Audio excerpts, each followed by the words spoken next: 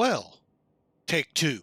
We are on our second attempt on this. Well, I wasn't really sure if we were getting any sound out the first time because, that loose nut behind the wheel just forgot to put the head jack in the plugs and we couldn't hear a thing. So, it just happens, folks. But hey, welcome aboard Flying with Mike. We're going to try it one more time. If you haven't seen our trip through the St. Lou, check it out on YouTube. It's up there, folks. If you're curious how to find it, it's right here. Uh, Enjoy the end, because I sure did. It got hilarious. Oh well. Hopefully we won't repeat. Now, we did fly yet another flight after that. We did not record or anything. I wanted to see if one, I could actually successfully fly it, and two, we were actually on VATSIM.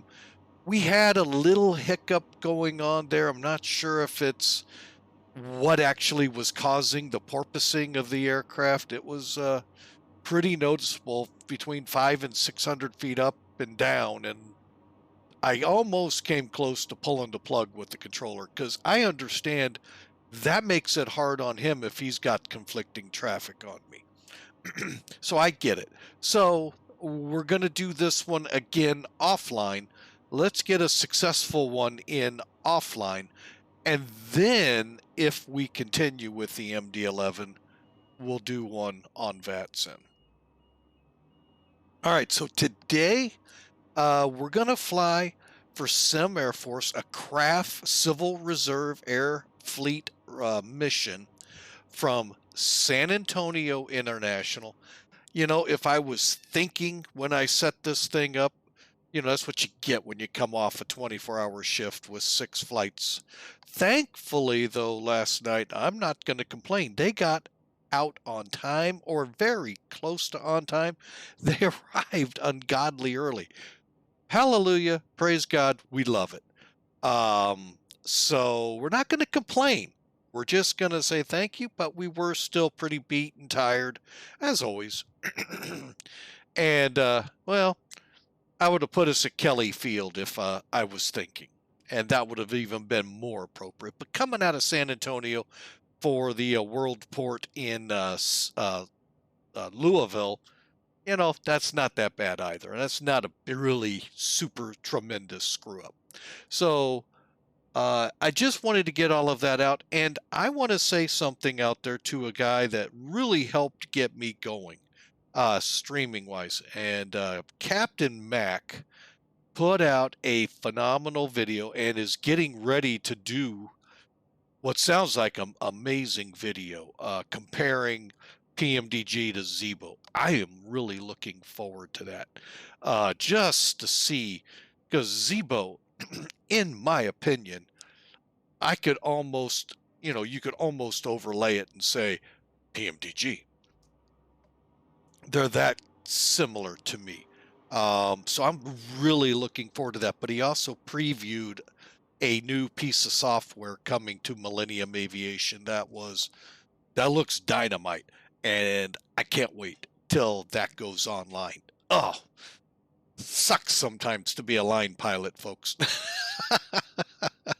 Miss those days of running a VA where I got to test it first. So I just wanted to say what a great video that was out there. And if you all are into Captain Mac, you know what I'm talking about. That video was great. So I just wanted to let him know that on air. So great job with it. All right, folks, with that, let's climb aboard the MD-11. Not quite the Zebo 737. And I'll be honest, one of our, also a person that helped push me along to actually finally go online. And sometimes I wonder if I ever should have. But that all aside, and no slight to anybody here, it's just a lot of ups and downs in this journey. And he kept pushing me for this, and I'll be honest, I was kind of looking forward to it's a good airplane, but not how he hyped it. So, folks, if you like Airbuses, here's a great plane. I love Airbus. I think they're phenomenal. You're about to see why I have problems with this plane here in a moment. So hang on. Let's hop up there and get this bird rolling to Louisville. All right, we're up in the cockpit, and if you haven't noticed it already, yeah, the graphics aren't all that great. I almost feel like X-Plane 10 or even further back, because that's what kept me from X-Plane so many. I wanted away from Microsoft shortly after the release of FSX, not because of FSX, folks. Hate to break it to you. That wasn't the catalyst. It was what Microsoft did because of their screw-ups in other divisions that caused them to fire the gaming community there at Microsoft. That's why I wanted out, and that's why I haven't gone to Microsoft. So they got a long way to go with me. So to ever reel me back in, I didn't even go to prepared, folks. I stayed with FSX, finally got a rig that could really run it pretty decent, and it was actually a pretty good sim. And I'm going to say the sceneries and all, you throw Orbix into anything, folks.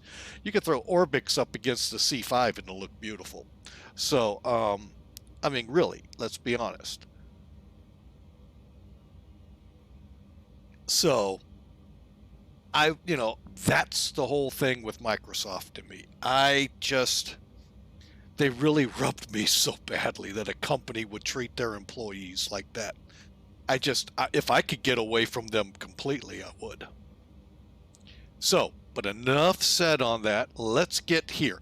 The graphics here is what really let me down. It may be a great systems intuitive aircraft, but I mean, that's about all I can say, folks. You got to get past this, and that is not what's in the real plane. So, I mean, it is, but it's, I shook my head when I saw this and went, oh my God, I spent, thankfully, only 50, 60 bucks and not the full price on it. So, that's where I'm really having struggles if there'll be any more flights after this. And if they are, will they even be streamed? So, but let's get into what the MD-11 is. It's McDonnell Douglas. It was built in the days when McDonnell Douglas was right on the cusp of becoming Boeing.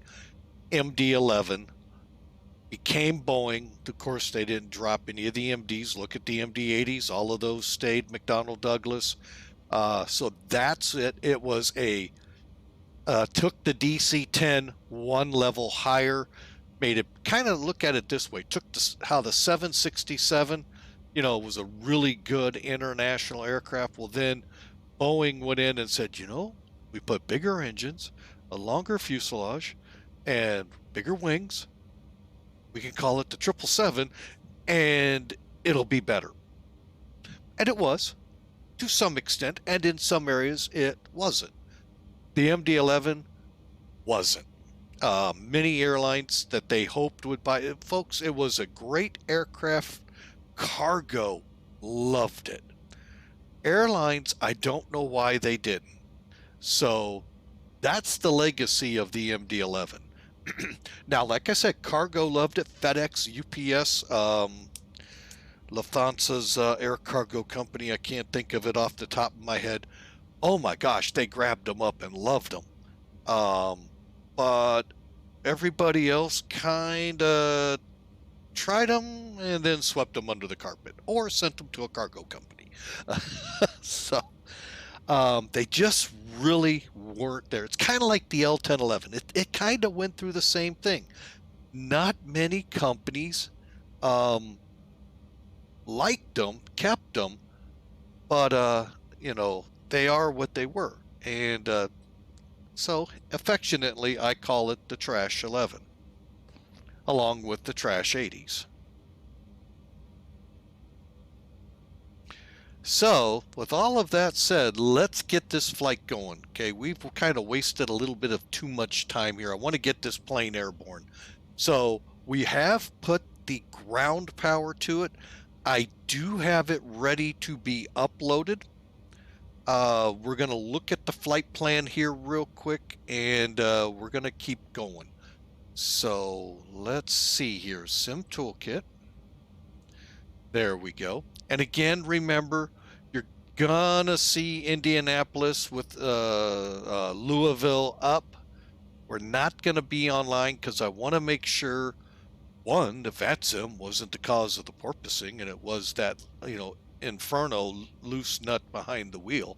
That maintenance continues to miss and not tightening up. And other things, and if we can actually land without taking a tour of Louisville. So, or you could call it Louisville, whatever. It all works, folks. I don't think there is a true way to say it. And by the way, the aircraft we're flying today, November 276 WA, looks like this today. Hence, trash 11. No, anyway, that was a bad joke. Sorry, folks. Yeah, at the trash heap. But anyway, so here we are in San Antonio.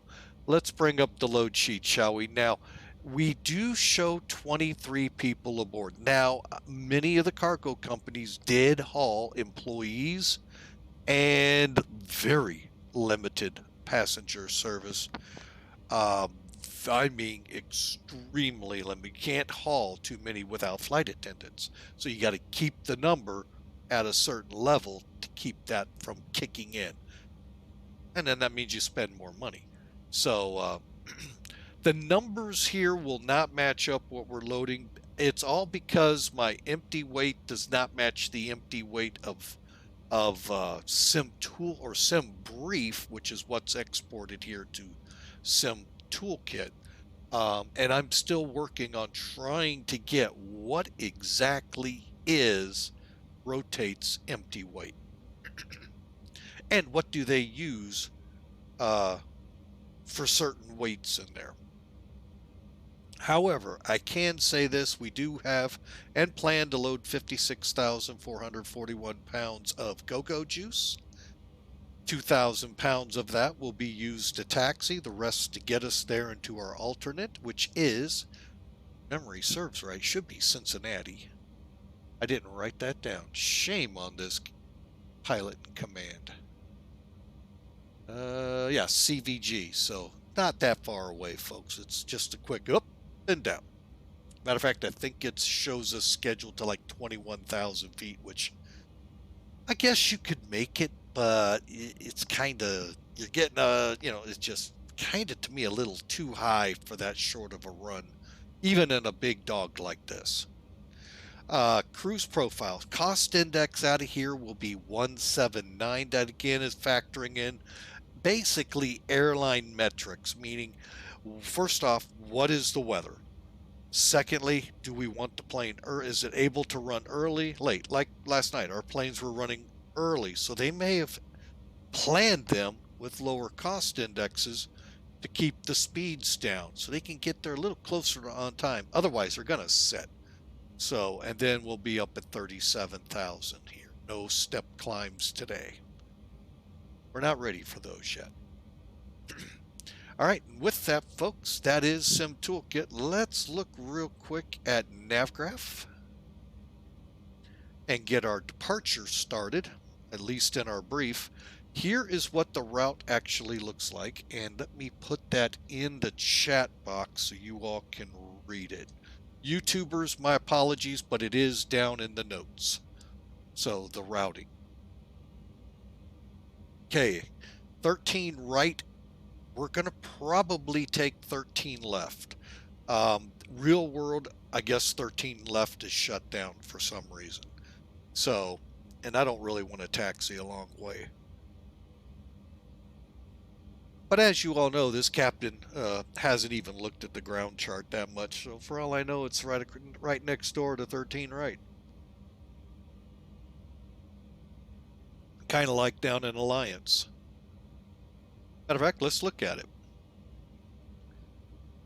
Okay, now if you have the charts program, folks, and you have Sim Toolkit, you can bring it in. You got to put credentials and websites and all of that together.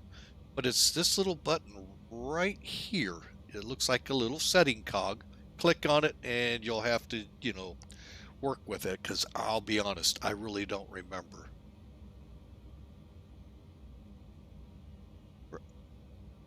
Oh, we're next to 22. Oh, I thought that was 13. Wow, I'm not. See, again, I didn't even look at the chart. See how far our taxi's going to be? Yeah. 85, 8. We might just go 2-2. We'll see as we get ready to go. We're not going to have ATC to bark at us, so for doing that. So we'll kind of play it by ear. So we're up here in this far northeastern corner here where it says FBO. It's actually the cargo ramp. I guess the FBOs are up there too, but I don't see one around. I know in the Google Earth picture there's a caravan up there, but I assume that was either FedEx or maybe AmeriWest. And hang on a second, folks. I'll be right back.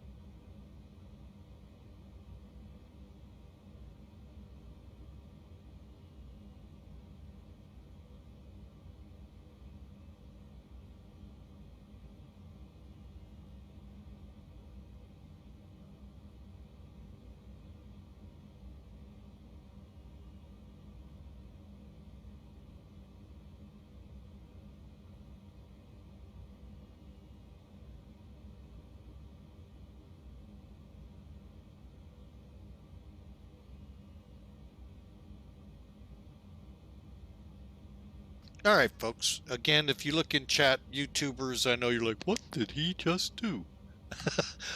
You don't see that. I share an office with my wife, and she works for a university here in St. Louis. And when she gets a business call, I try to go silence. One, respect for her business.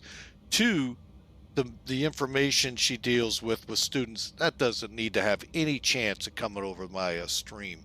So the students could go, "Oh, they're talking about me." No, we don't play that game. So I just go mute and silence for a few minutes and then come back. So as we were saying, what we'll do for now, we'll plan 2-2, but there's a chance we might still do this nice god-awful long taxi to 1-3 right. We'll see how the winds really shape up. They're the same length runway, so why not? All right, and then the Alamo 3 is our departure. We'll be loading all of this into the FMC here shortly. And it basically is a standard departure. I'm now getting hiccups. Sorry about that, folks. All right, so that means we can fly VOR to VOR to them.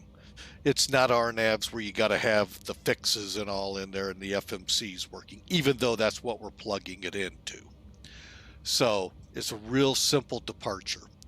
And for us, we are going to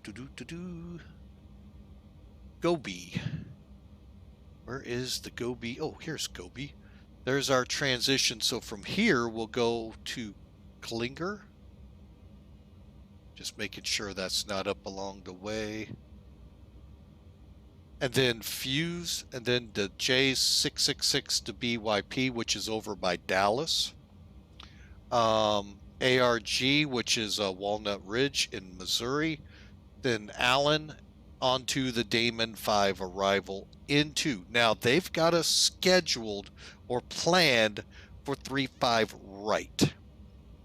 That, again, is an 8,000-foot runway. Plenty for an MD-11. Well, we did a 9,000-foot runway in St. Louis and took a real good tour of Lambert International. So I may sidestep over to the left runway to have at least 12,000 feet of a chance of getting stopped. So I'm giving you all some really good incentive to go over and watch the end of that video. Well, it's quite hilarious to me. Now watching it, it was really hilarious. So, but anyway, we'll try our best to get in there this time with no incidents, because we had no incidents into the flight that I did earlier with Sim Air Force to see how I can, if I can. It looks like it's raining here. How about that? All right, so there you go, folks. That brings us the departure and taxi briefs. We kind of melded them together. We're going to go ahead, pull Sim toolkit away. Maybe. Yes, no. There it goes. And let's see what kind of trouble we get into, folks. Again, we have powered up. All that meant was we went into the plug-in here for the MD-11. Ground operations, selected the requested the ground power unit, the stairs, the cockpit door. We opened the doors. You don't have to. I just do it just so it looks neat. And then I had the lights turned on inside. Otherwise, you don't have to. Then I've gone to the load manager already. You already can tell. That's not what we said we're hauling exactly. That's what it took, though, to get to our zero fuel weight of 411,367. That's what's planned out of here. Okay, then we put our block fuel in, our taxi fuel. We don't have ballast fuel. We're not worried about it. And we put our trip fuel. As it says, if you do not put this in, you will not get an estimated landing weight. Now, the biggest thing that I've read about and heard about in a couple of videos and mostly read about is this payload CG. It needs to be between 30 and 31% MAC. A lot of them just say put it at 30.5. Just slide it till it reads it. Okay? And it's usually, for me, to the right. The tutorial says to the left, so I don't know what I did wrong there.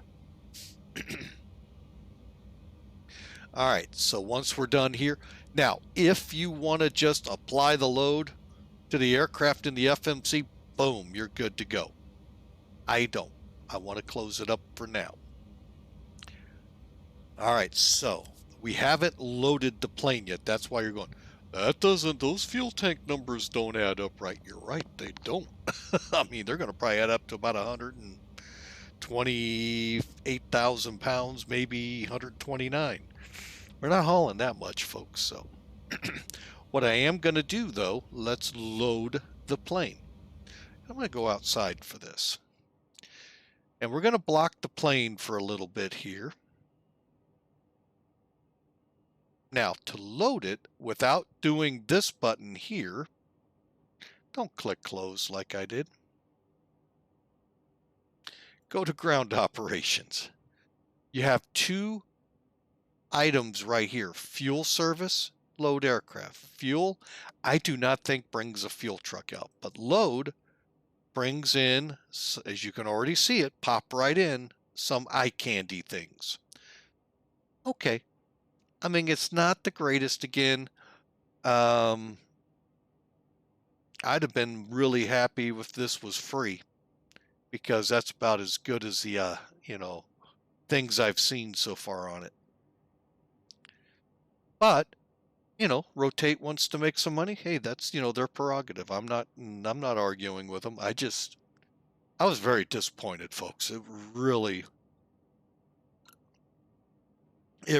lived up to the nickname I give it, Trash 11. But that's okay. That's what, it happens. I do know one airplane I do want is out there. I don't know if I got to talk to some people about it to see how well did it port over to XP12. And who knows, maybe I'll replace this with it.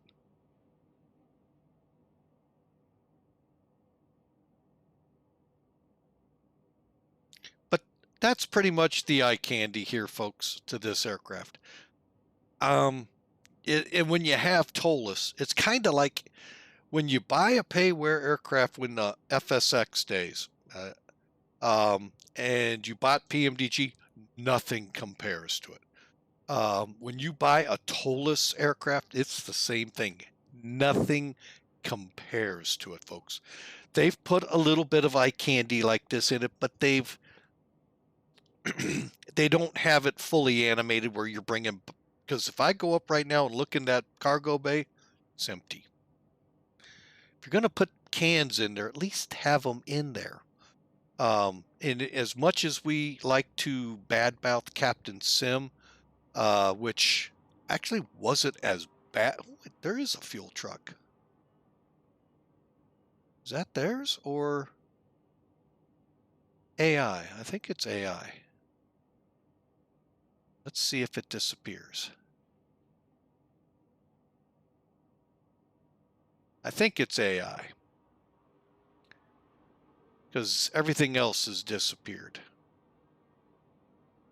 Let's see. I'm going to come around. If it's gone that quick. Yeah, that's AI. I mean, yeah, that's one of the fuel trucks within X-Plane. Phew. Because TOLUS caught me off guard. I think they actually do put a fuel truck out there. But again, not sure. But anyway, Captain Sim, at least when you loaded the cans into a cargo plane, the cans were there when you looked in the bay. Not so here. It's an empty bay.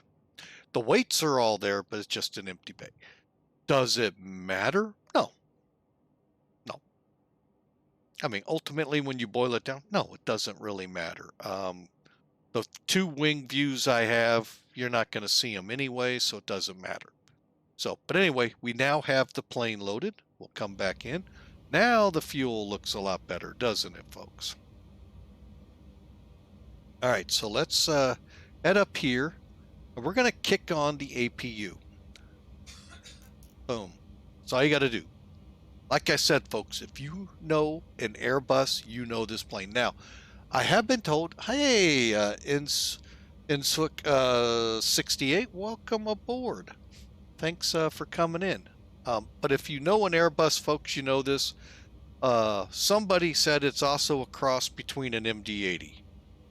I'm having a hard time with that one, but since I won't touch it anymore, it very well could be. Okay, and what we do here with the APU is we just wait. And the sad thing again is there are sound kits out there you can download and install. Default-wise, they're not the greatest sounds, if even. Hang on just a second, folks.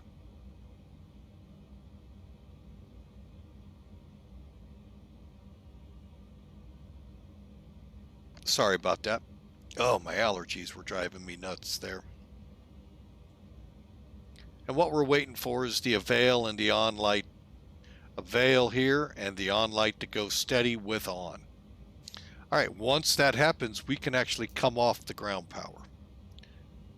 Okay, and I can actually get rid of it right now, but I'm going to go ahead and get the air conditioning set up.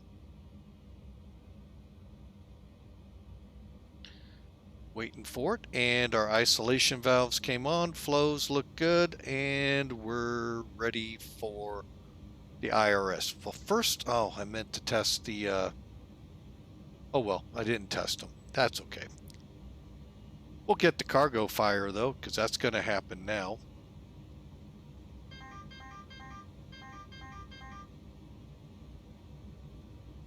Let me make sure I got the volume up on this plane, because even outside of it, it's really quiet.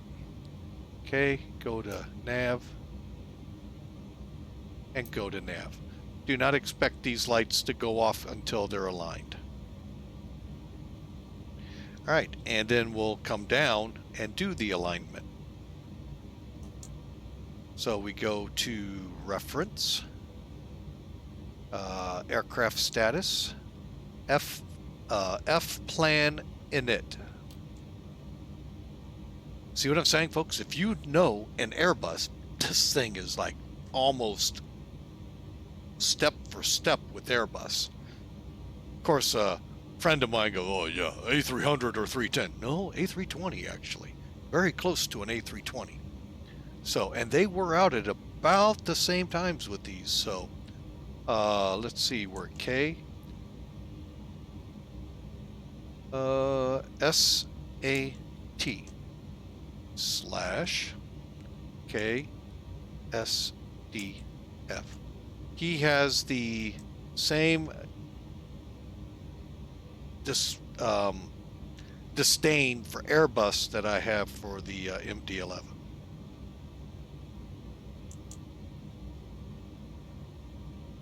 And we're going to KCBG.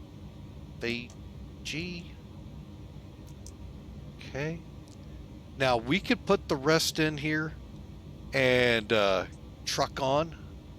And just a side note, if you have, like, say you put it into a gate, say there are some airline liveries out here for this plane, like Delta, and I think American has some, don't quote me on that, but you could get a gate. You could put this like we do Titus, where you just work the up down arrows to get to the right numbers, switch over, do the same thing here, or just simply go boink and we're done.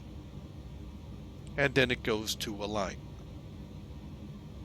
What I haven't figured out is if I'm actually in a real length of time for this, or if it's accelerated. That I haven't been able to figure out yet. And it's because of this right here, IRU in align. No, it should be aligning, and about 9 to 10 minutes worth.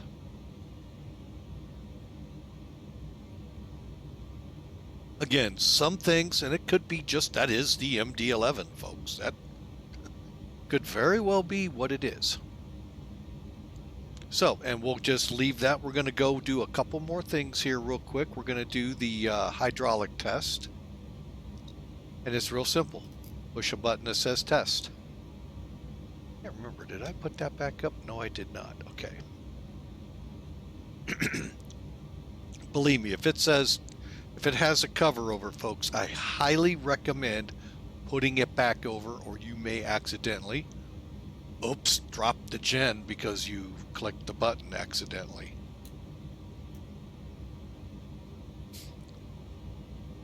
Oh, I need to be down here, sorry. Your turquoise is just not catching up real quick. Oh, wrong one. I need to be on hydraulics, not configuration. Hydraulics. All right, and it's actually testing the system. It's charging it basically, and checking your with your auxiliary pumps. Now it's getting ready to check hydraulic 1 and 2, which are lower than 3. The big key is these got to be above 5.7. Now, pump 1 will start to drop, and what it's checking is when will the alert come off. And that's that box you saw around them. Right there it is. Same thing will happen with 2.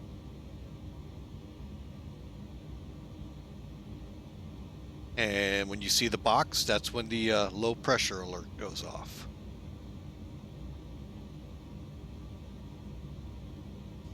Once they're down to almost back to 0, the 3,000, oh no, actually it was substantially not all the way down. It'll do the same thing.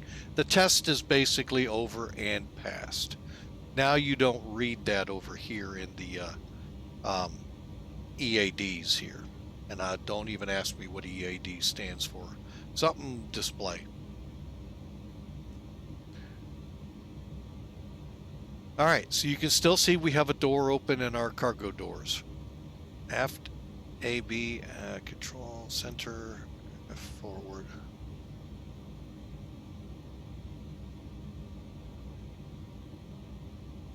All right, I'm going to go stick my head outside here. What is still open? Oh, the bulk door. Okay, I was trying to figure out what's the other door. It's this one right here, folks. And yes, they have a light switch for here too. Again, put the cover back over it. And then the hydraulics has been tested.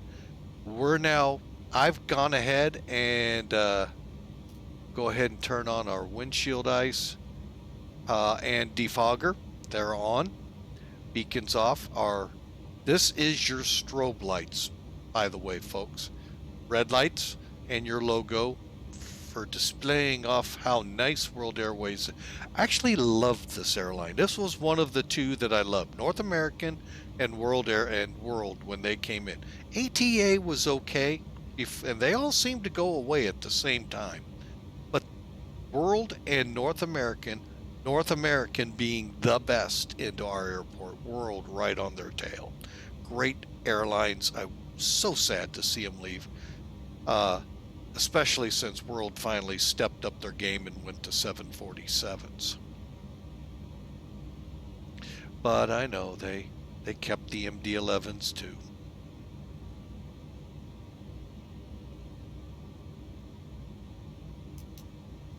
All right, so what we're going to do now, folks, is complete the FMCs. Now, we are not aligned yet, and here's how you can tell. Oh, well, we'll do it from here.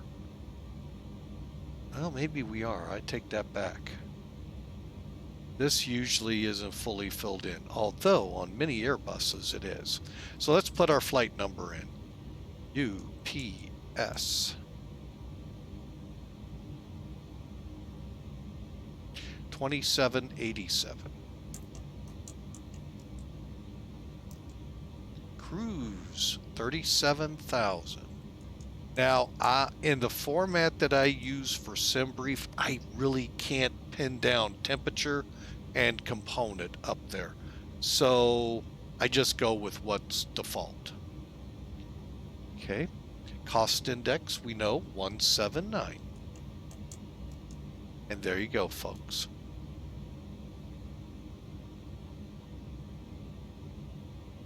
Okay, now we're going to go to page 2. The weights page. Now, had you clicked, here, I'll show it to you real quick. Had you clicked in the load manager of the rotate menu, then these would have already been filled out for you. We didn't. So It's going to be real hard work. We just go click, click, click, and click. Isn't that hard? And that's it, folks. Now, what's page 3? I'm curious. Oh, okay. I've never gone to page 3, so anyway, you can then take a look at your time. So again, how many of you out there fly Airbuses? Or can you say a giant Airbus? That's the only positive to this plane I have so far. Let's go to that Airbus F plan.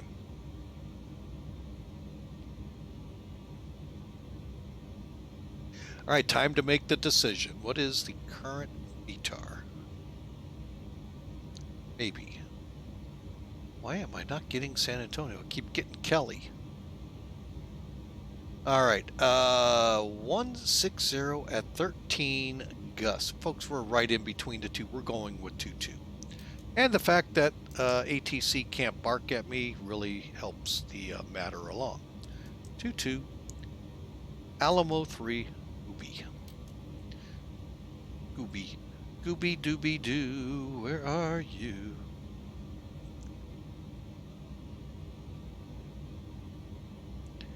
We're going to change the runway here to... Oh, we're not going to change the Alamo. Add to route. Going to change the runway. We're going to select a Toto. Get our tutus on. You knew that bad joke was coming, folks. Okay, so we have Alamo 3 selected, Gooby selected, runway 22, and we insert. Now, from here, let's go, we put the route up here again, helps you out and helps me out. So from Gooby to Klinger.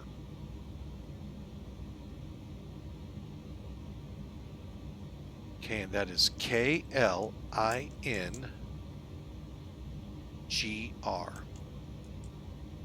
That is way too many. I see where I screwed it up.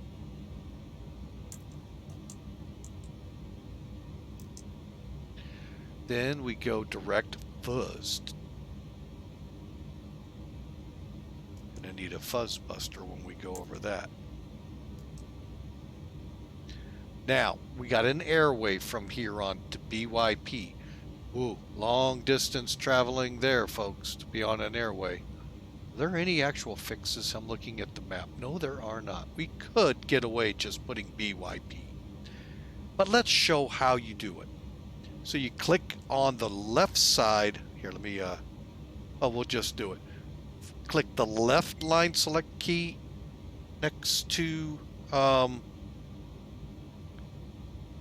on a second.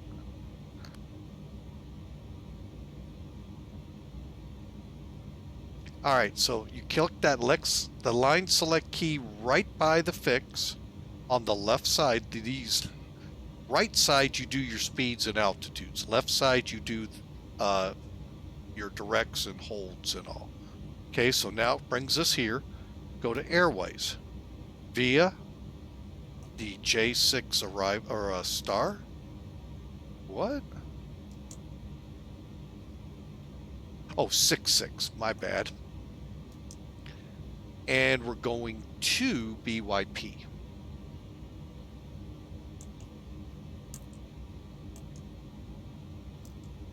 Now, if you had another, say like from here, like in Europe, you'll end up going potentially from this VOR to another VOR, and then on that airway, then switch to a different airway, to switch to another airway, to go to another airway.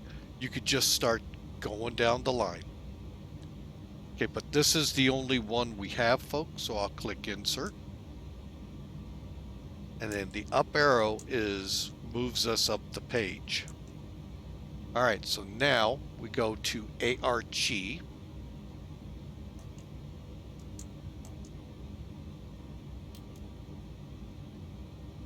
and then we have to choose. Now, this one's pretty simple. We're not in the southern hemisphere. And it's on 500 miles away, which would be about right. Allen, A-L-E-N-N.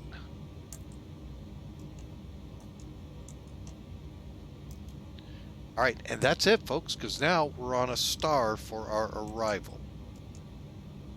Okay, same thing. Click over here. Go to star. We are going to go...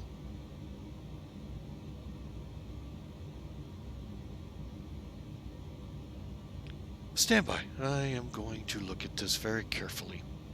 Make my decision right now. Whoa, Damon, where... Whoa.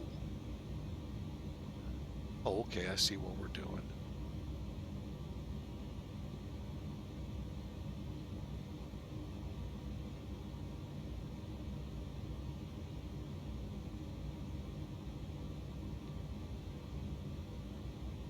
For now, let's plan as we expected.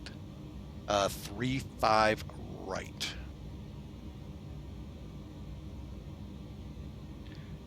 Damon, Allen. Okay, there's our star. There's the trans. This sets up maybe more like the, maybe this is what he's talking about, because Airbus, you gotta really pay attention what you're selecting when you're selecting it, because this puts it pretty straightforward. We're coming in on the Allen transition to the Damon 5. We're on the ILS for runway 35. Are we going to be on the Bourbon transition or not? I don't know. Be honest with you. Hang on, I'll find out.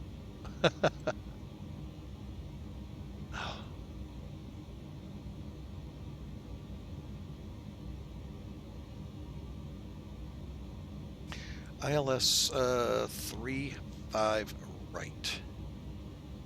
How far out will that set us up at Bourbon?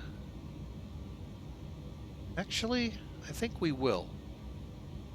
That's a 1. What's 1 mean?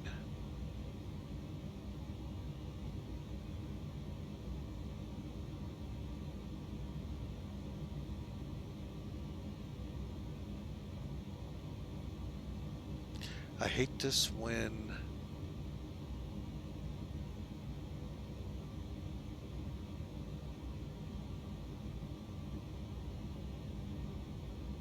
there it is. Arrival holding not required.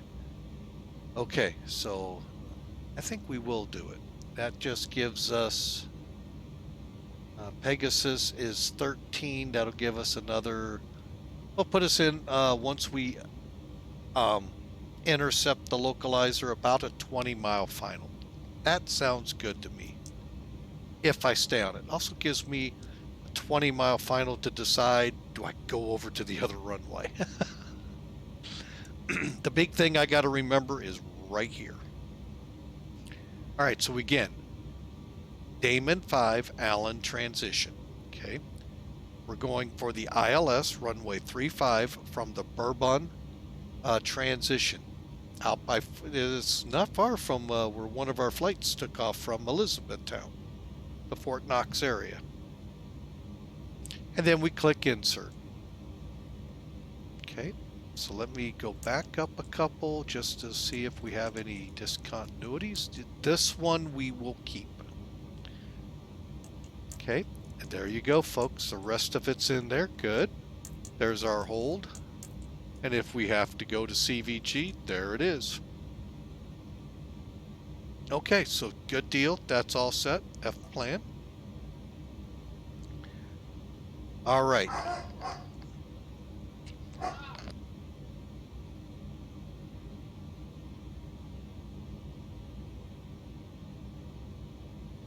Sorry, folks. The dog is about to lose its mouth.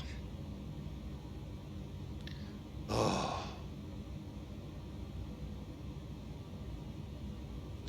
Anyway, my apologies there. Just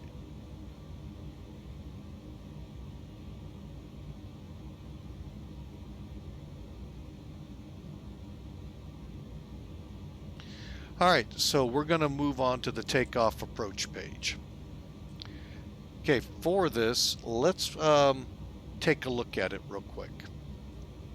We're going to have to figure out, are we going to flex or are we going to run toga? Then we got to get our V speeds and all put in. First thing though is the slope and the wind component.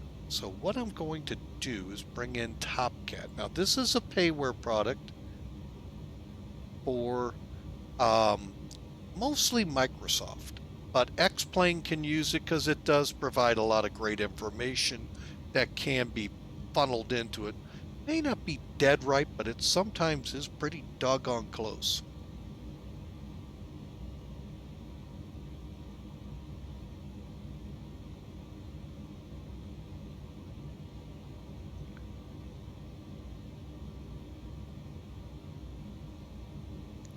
All right, so we click the update and we got 160 at 13. Our headwind component is 7.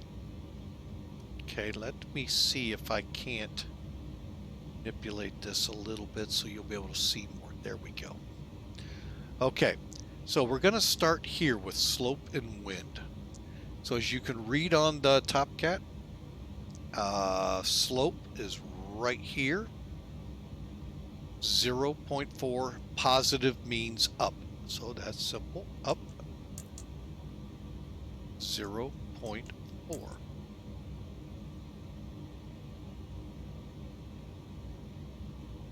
Okay. Next, we need to put the wind in. So put the slash, and it is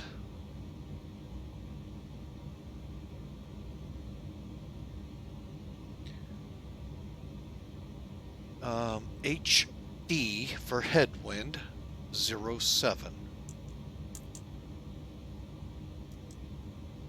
Outside air temperature is right here, 26.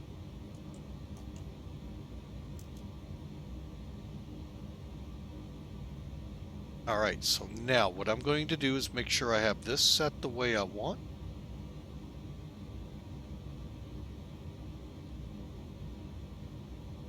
Calculate it real quick.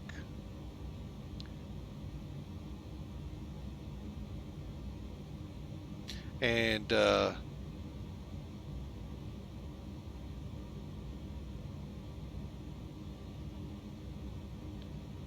right, let's see here.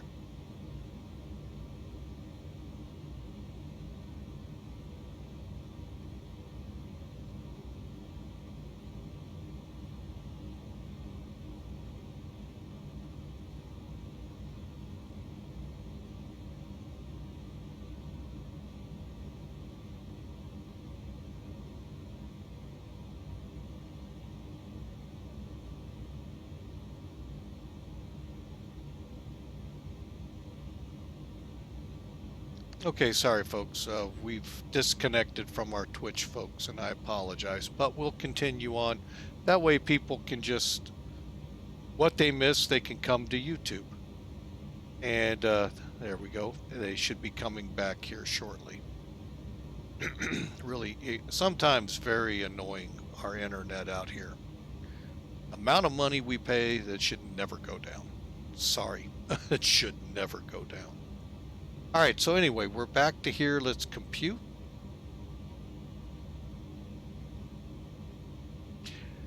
And we can go as low, well, I am not going to have 33 feet of the runway left. Not this new to the plane.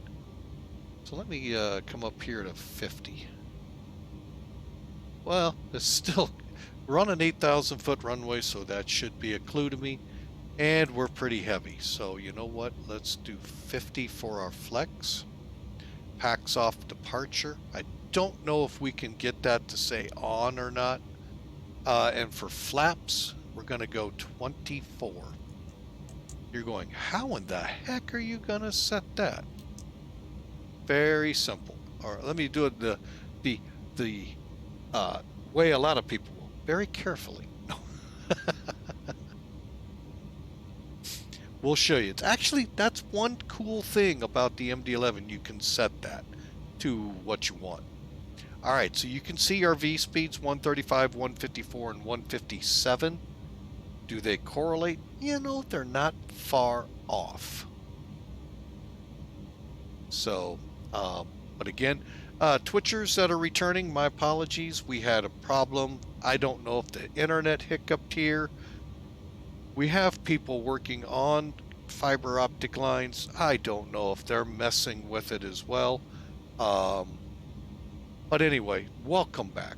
Thanks for sticking with us and coming back. All right, we're not going to have the anti-ice on, as you can see here, so we'll keep that figure out of here. We'll set our stape trim in a minute, but we're going to go with these V speeds. Okay, there you go, folks. It is all programmed up. Over here, I am just going to set it to for now, F plan.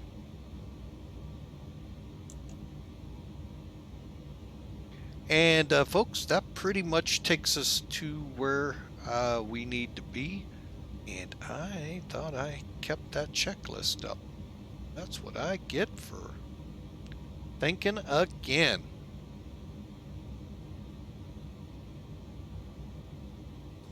All right, let me run through it here. Batteries are on.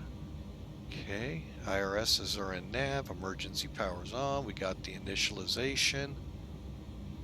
Forgot this thing pretty much goes bump a dump a dump a dump bump bump. Okay, nav display. Let's zoom in on that. It actually works better from here. Now, I clicked the wrong. I want to do this one. What happened on the St. Louis flight is all I can figure, and it happens on, and it's not a trash 11 thing, folks. Sorry. Not blaming the MD on this one. Again, I think it might boil down to the loose nut behind the wheel that maintenance doesn't ever tighten up. But if I'm on multi-monitors, so if I don't click here and then I try to reverse thrust, well, it doesn't go into reverse thrust. Hence, when I finally got us stopped in St. Louis, not far from our parking spot, mind you, it went into reverse, causing more jokes. Anyway, so yeah, if you get a chance, check out that video. I know I keep plugging it, folks, but really, it really boils down to a really good, ultimately a pretty good tutorial. Okay. All right, the big thing we're looking for here is that these are magenta. They may change white, and if so, we just come in, clear each of the takeoff things, and then put them back in. Okay. The one thing that I'm still, even on the flight that I flew offline, off stream, well, actually on VATSIM off stream, that I'm still leery about is the auto flight system and how that all works. You even saw that on St. Louis on that flight. It's just it's just very, I need something to specifically hone in on using the autopilot. So, because it is a little bit more unique than both the Airbus and probably it may be the other part that's like the MD trash 80s and 90s. All right, so both on the captains, and we're going to go to traffic. Have that up here. We're going to have data. And we're going to have VOR1 and VOR2.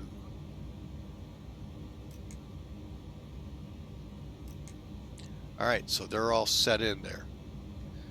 Weather, not yet. Even though it says bright, we're not going there yet. Actually, let me check something. Maybe I can. All right, come down here. While we're here, let's make sure we got the code right. And let's come up. If you were on VATSIM, make sure you're at least X-Pounder or higher. Standby will turn it off, and the controllers will. They won't like you. So Just a word of caution. Also, another thing we learned in flying this on VATSIM, to hear and to talk to them. I had to do this. Now you can turn it up, but if you don't make that white, folks, you're not going to hear anything, let alone talk to them. So very important note there. All right, folks, give me a second here to get things set up with Sim Air Force so that we can get credit for the flight. Like I said, I will not be flying this on VATSIM because I am still trying to learn the plane. It's a little embarrassing when you're telling me, I don't know why the plane is doing this. Yeah, you should have took more time to learn the plane, I always say. Guess what? That was this guy doing it. So he's going to take his own advice.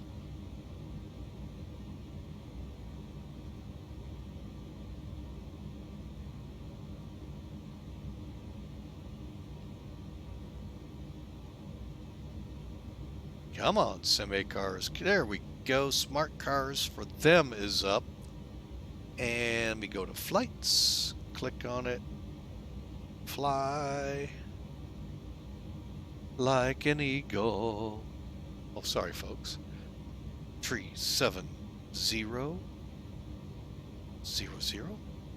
Today's route needs to be put in there still.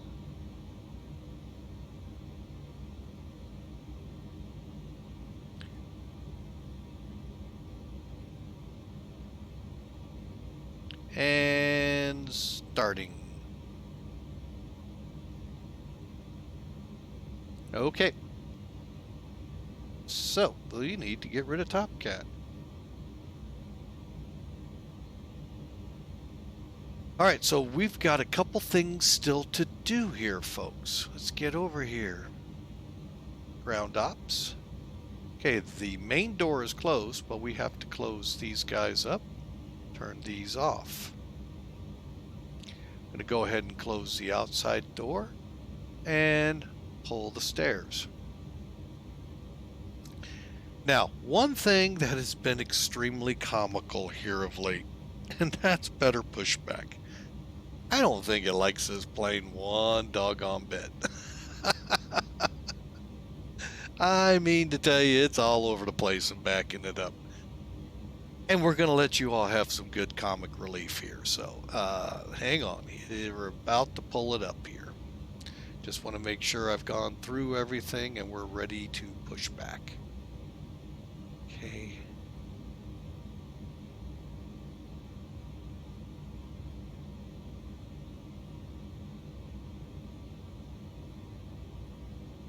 Oh, yeah, you know, it would be nice to set up the MCP itself. Runway heading.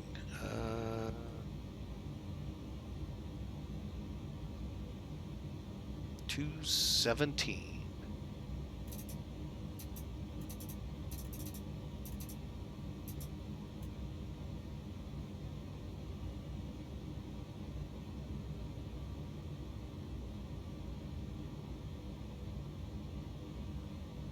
I am going to go ahead and set it for a top altitude of 5,000, which the Alamo has, realizing it may not. All right, folks, here we go. Pushback time. Now, why am I on this page? We'll find out here in a second.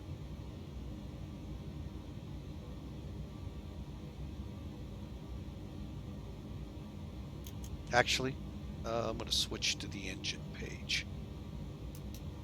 All right. Now we'll call better pushback. And we're going to first look around. Only thing holding us back right now is the chocks. Ooh, I could get rid of the ground power.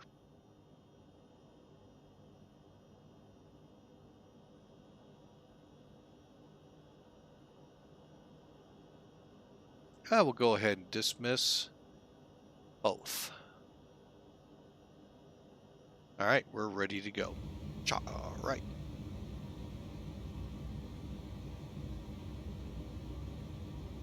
Ground to copy.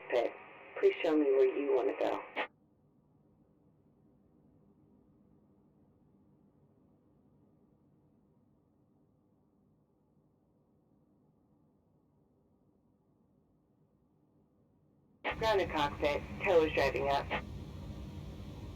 All right, we'll get the beacon on. Okay, engine start. Parking brake set. Smoking. Oh yeah, let's go ahead and make sure everybody's in their seats. Get the beacon on. Emergency lights armed. Verify armed. Doors, windows closed. Fuel panels, auto. And pushback's on its way. Ready for pushback. Here we go. Now, if you've got a hotkey set up for the parking brake, I wonder if maybe that's what's doing it. Okay, all doors and hatches are closed. Ready to connect.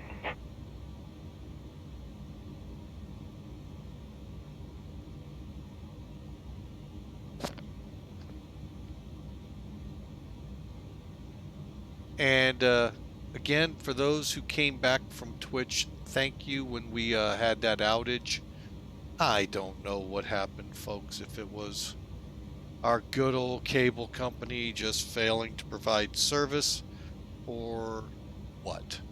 But I appreciate y'all coming back.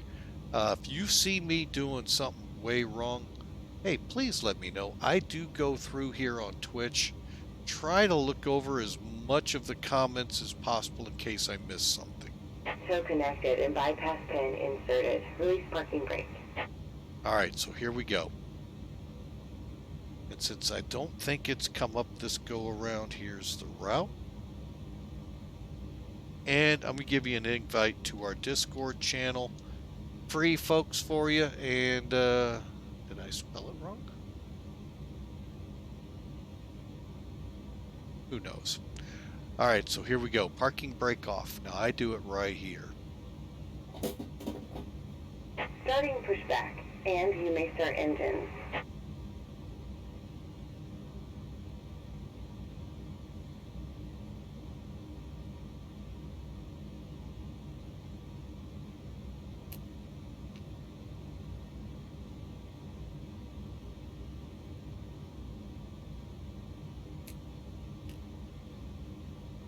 Oh, what am I forget? Oh, you gotta select one.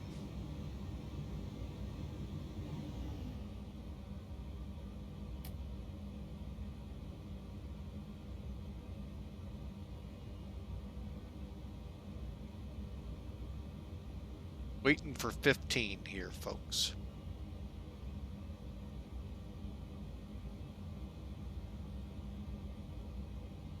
Then all you do, lift the fuel lever.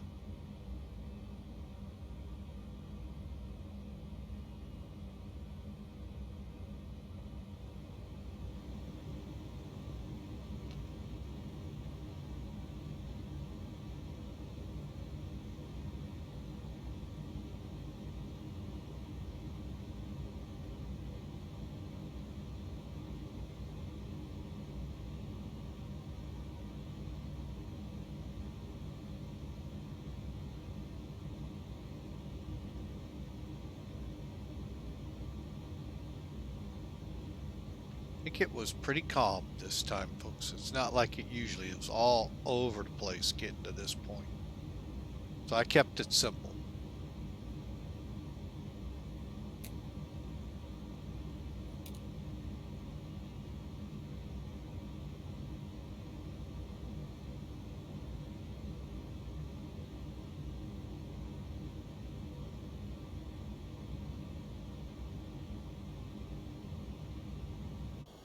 Operation complete. Go ahead and set the parking brake.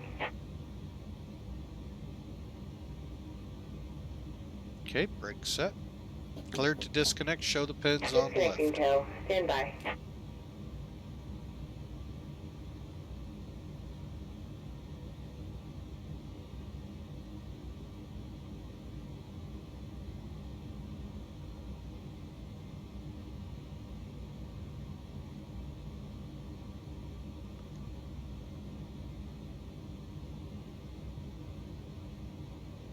All right, folks. Hearing things in here. Like I said, may 58 be a better year for you all.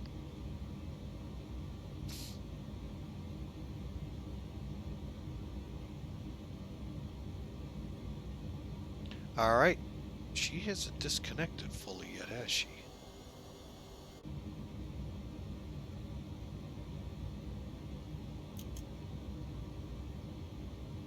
Tow is disconnected and bypass pin has been removed. Hand signal on the left. We'll see you next time and have fun up there. Oh, believe me, we will.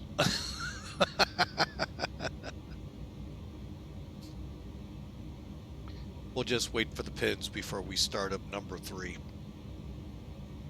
She's going to drive over this way. I may have to scoot up. We'll see. And show us the pins. Thumbs up. We're out of here. You know, a lot of pilots will hit them with the lights real quick before they're ready to taxi to let them know they saw them. We're going to start up engine number 3.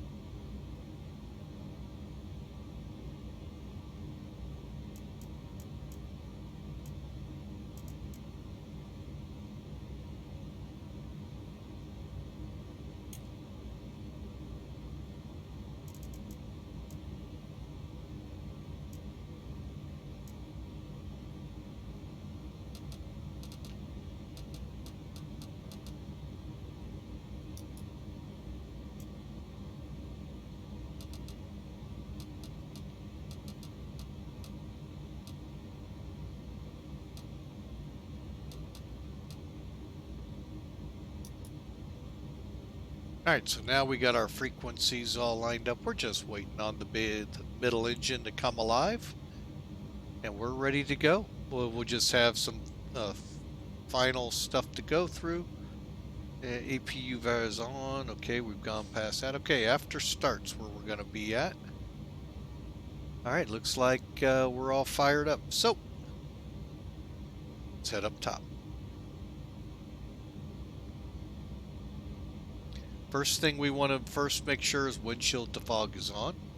Anti-ice, I have windshield on only, air panel.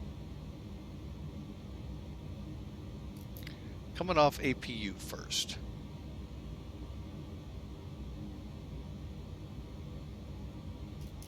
Oh, I don't know if I click there or up here. Oh, it looks like it might say off. Let's see if it turns off. Bleeds are on. Okay, coming down. Hydraulic panel, everything's out. Config, here's where we're at right. Well, no, we're not, because I changed it. All right, config panel is kind of an interesting beast. I'd like to know if this is how it really works. First thing we're going to do, surfaces. So we'll left to the right, to your left. Now, I expect y'all to be doing your aerobics. To your left, to your right, to your left, right, left. Up and down, up. See, it's an aerobics class. Then the rudder to the left and the rudder to the right. Okay, and then we'll just do a freedom of movement. Everything looks good. All right, now we're going to set our trim. Trim is right here, folks. In your FMC, it says stab 4.4. We're going to make this read 4.4.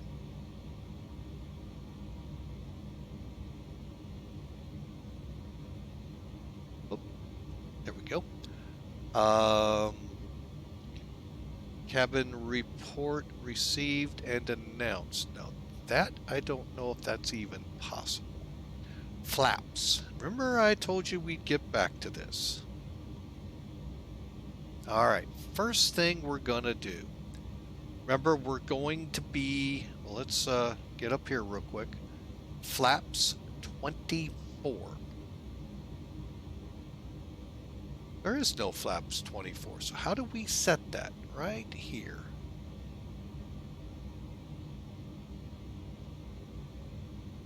Which way? Whoa, am I going? Oh, there we go.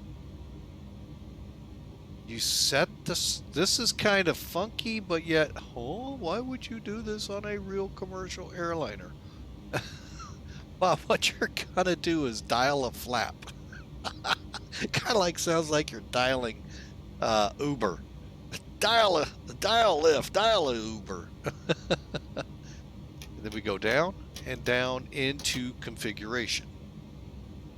And it's going to actually set the flaps to 24. I get a good kick out of that, folks. It really is kind of funny. State trim set, auto brake will set for takeoff. Takeoff data confirm and set. Exterior lights set. We're ready to go. Flaps are set. Back up here. Now, it was saying, it's actually saying we're at 23. Hang on. I'm going to get us to 24.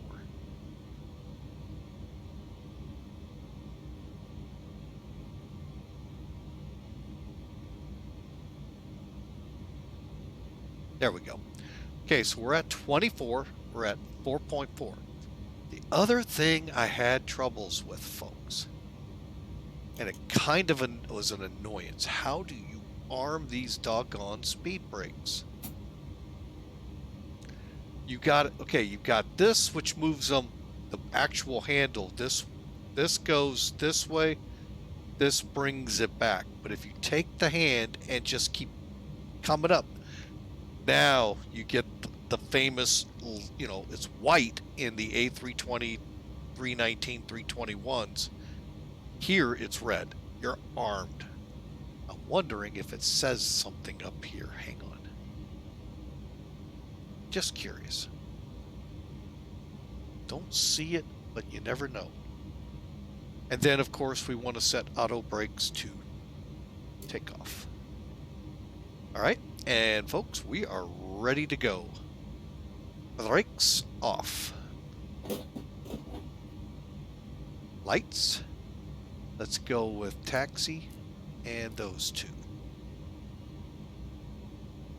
And folks, we're ready to go. And we still took an hour and 15 minutes.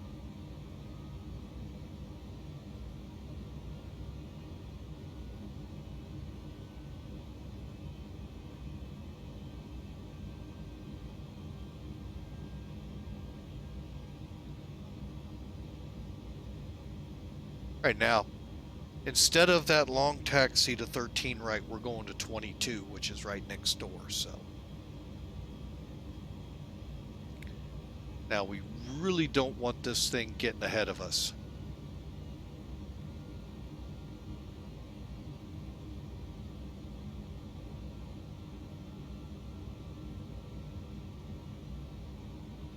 So I try to keep the speeds down.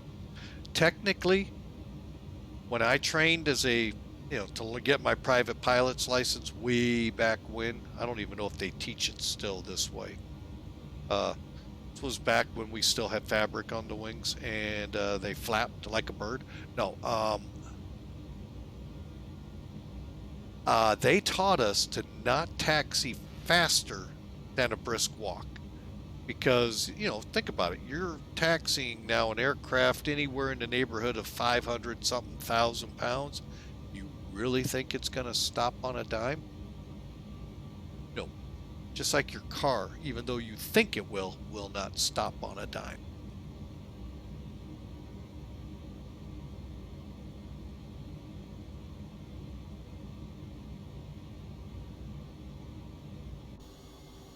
See what I mean? You really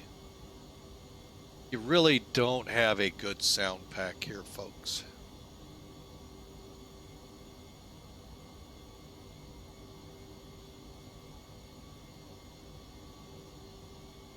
And sorry, folks, we are not going to be executing an intersection departure here.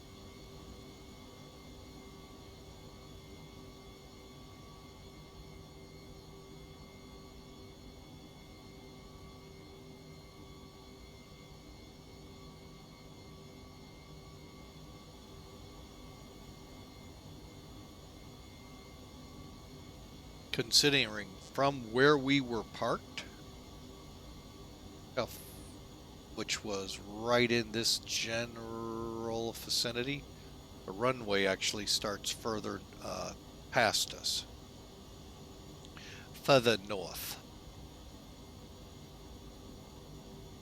All right, we are ready. Let's do our quick before takeoffs. Takeoff data checked.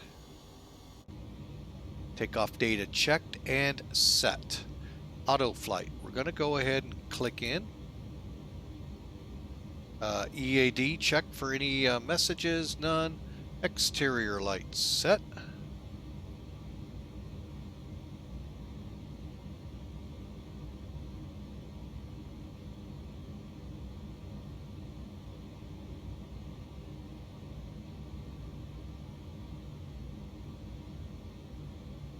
All right, we're going to go ahead and extend but not turn on. We are cleared for line up and wait. Roger, line up and wait, UPS 2747.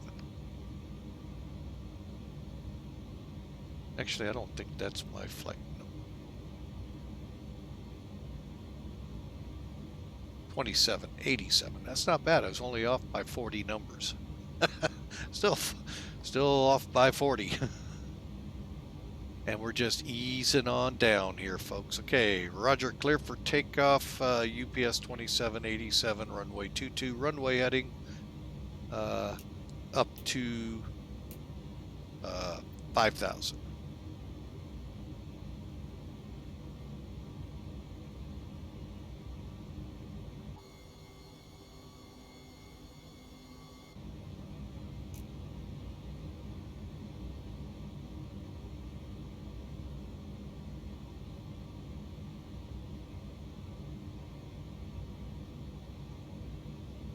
And I am going to be safe and take it all, folks. It's neat to watch intersection departures, but you know, my old flight instructor once said, you know, it's fine and dandy in these little Cessnas and Pipers and such that we're flying, but say you're in one of these. He was a KC-97 flight engineer. And you decide to do an intersection takeoff and you run off the end of the runway. Whose fault is it? If you've got 30,000 feet of runway, use it. All right, we're clear for takeoff, so we're taking it.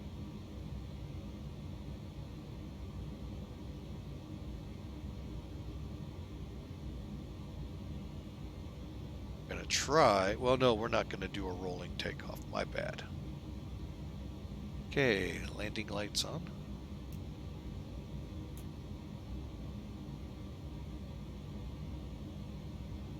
He says, make sure to use it all. You know, don't cop out for a shorter runway, because who knows what'll happen.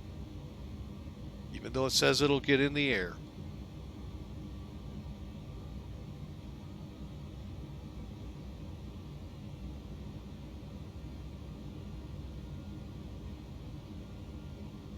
All right, here we go. Oh, let me get that one over to engine.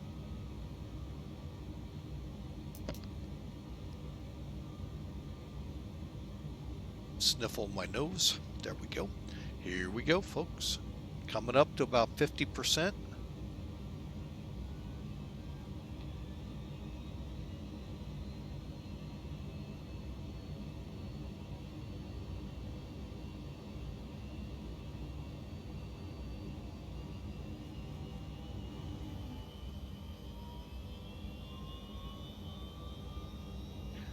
Rolling, rolling, rolling.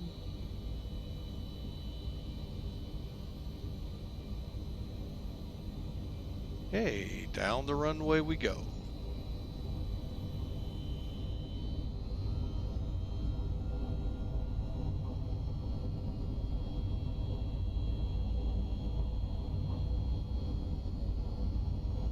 B1. Rotate.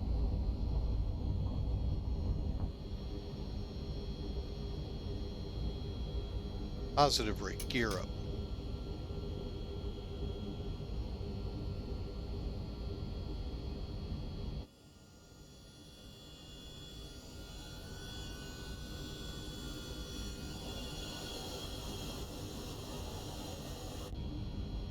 All right.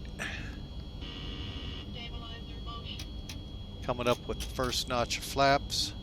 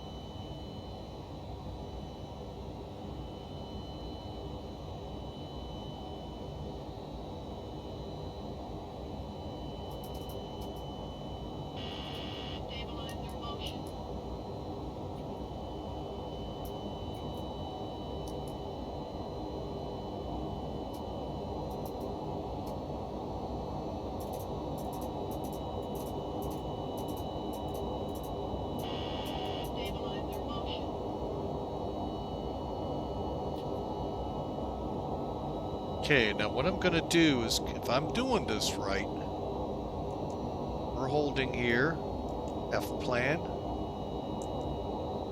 I need to go to, figure out first, let's bring it on around, coming north, what we're trying to do. Okay, I'm gonna be going direct sat, okay, we're gonna continue our climb on up. Roger, on up to flight level 37, 370.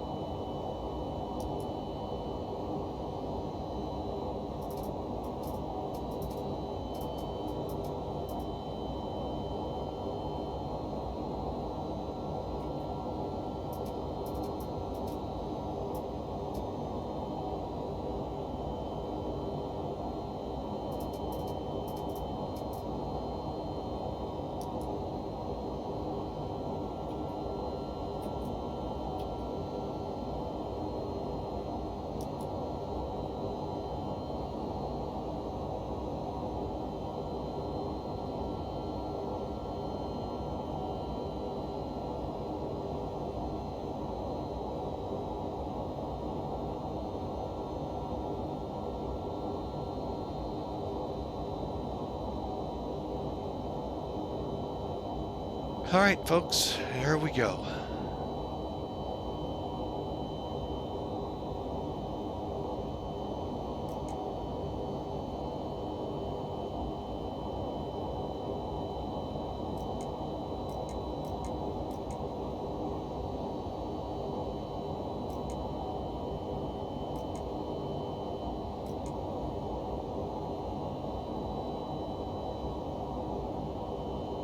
Okay, and I'm just gonna fix this one. Traffic data. 1, 2.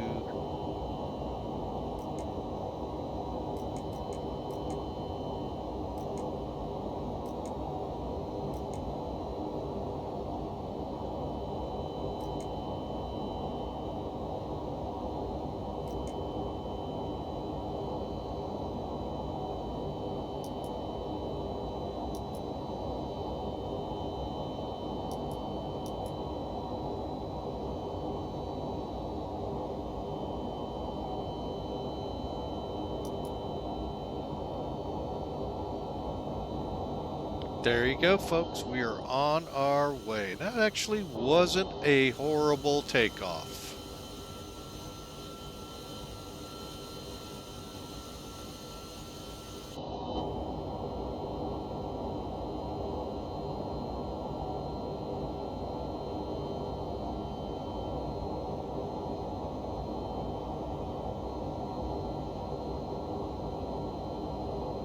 Through 10,000.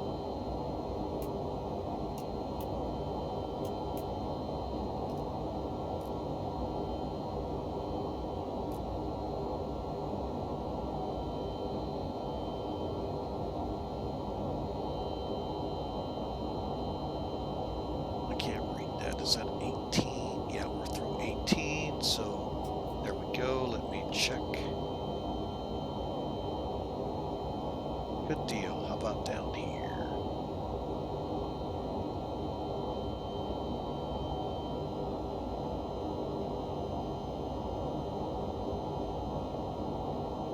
All right, folks, I hope you enjoyed that hour and a half there in San Antonio. Now we'll do about an hour and a half in flight. Just kidding. Actually, I don't know. I didn't put that up there yet. Let me put that there.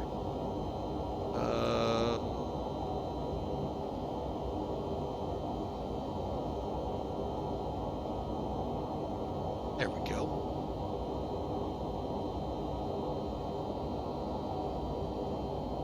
And looking at this, we got about an hour and 42 minutes. That's going to drop off here kind of quickly. But we're on our way, folks. And tell you right now, New Orleans and the southeast have been not southeast. Well, yeah, Florida in particular have been hammered pretty, inundated pretty well with water here of late. So, and it's happening again today. So a lot of thunderstorms just east of me. So, folks, those of you on Twitch watching this live today might want to think about that over in the New Orleans area. Flying Houston over to New Orleans, Dallas down to it. It's pretty intense. So we'll keep our climb up. I want to make sure we are indeed cleaned up. Okay, all the flaps are up there. Slats are up there. So, on we go. Now, looking at this, I just kind of realized I haven't really gotten into the manuals yet on each of the monitors here and what you can read. But right now I can tell you, it tells you your gross weight, what your CG is, your cabin altitude. That's pretty good. The only thing, it says I should be able to read the flaps. I think that is over here where I see flaps on my gauges. So, but other than that, it really, I mean, flying wise, it's a piece of cake, to a degree. There are some little peculiarities with it, but, for the most part, we're about ready to overspeed, I think. See if it, yeah, because we're 85, we shouldn't be anywhere near that. Anyway, but overall, it's not a bad aircraft fly-wise. Eye candy, looking at it, that's of course, I'll put that back on nav.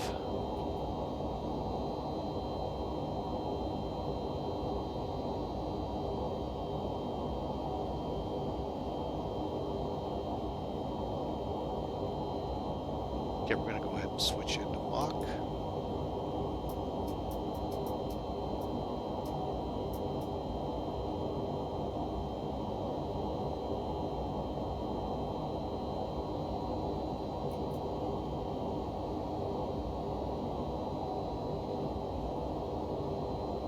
Okay, and then I'm going to switch to perf. 846. Okay, so up.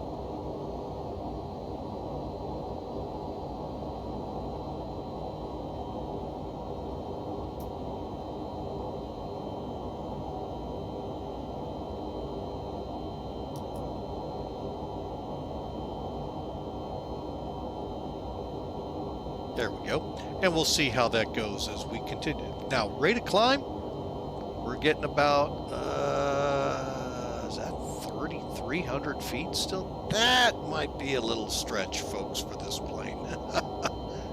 Ooh, doggy. But for those of you that like the plane, there you go. Nice little picture of it above the clouds. Get the sunny side up. And you can see the pyramids. Now, I'm starting to think these are the volume designed clouds that XP12 has come out with for the cumulonimbus.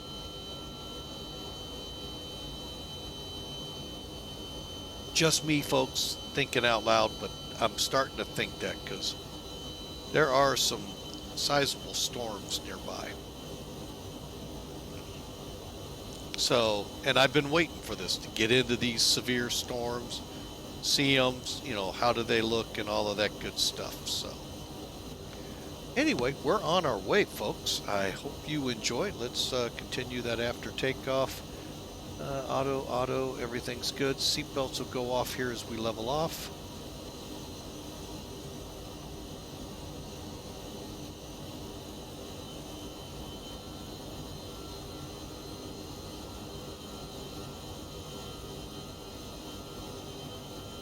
I think we just did level off.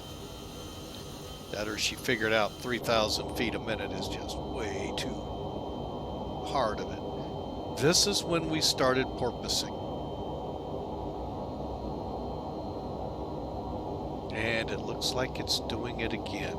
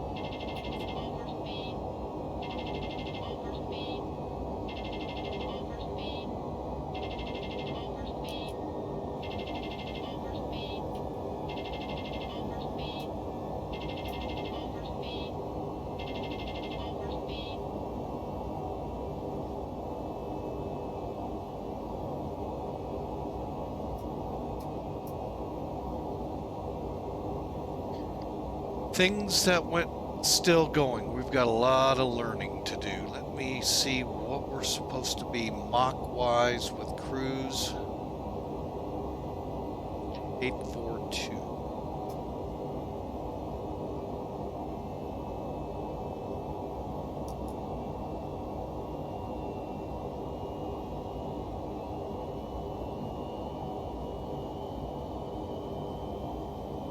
Now they're saying 846, so.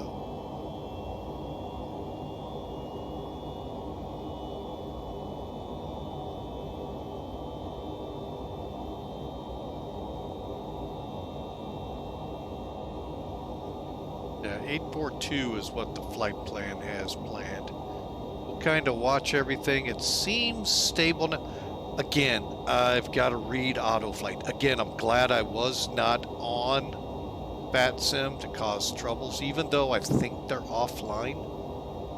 But still, to other pilots, it's still fair to know your plane before you go online.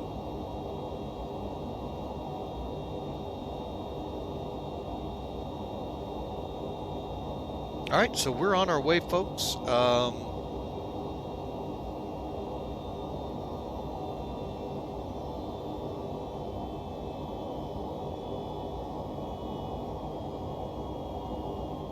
We already have the ILS plugged in, so if we have to, you know what, that reminds me of something we're gonna need to do. Let's turn that off. And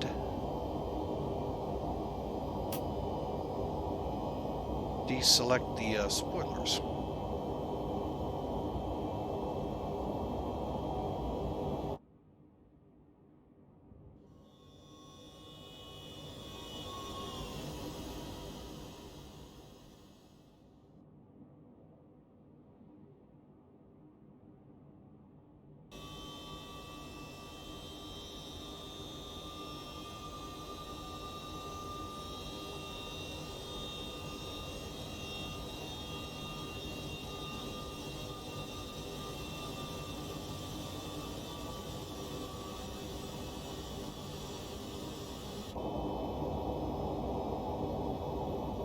All right, folks.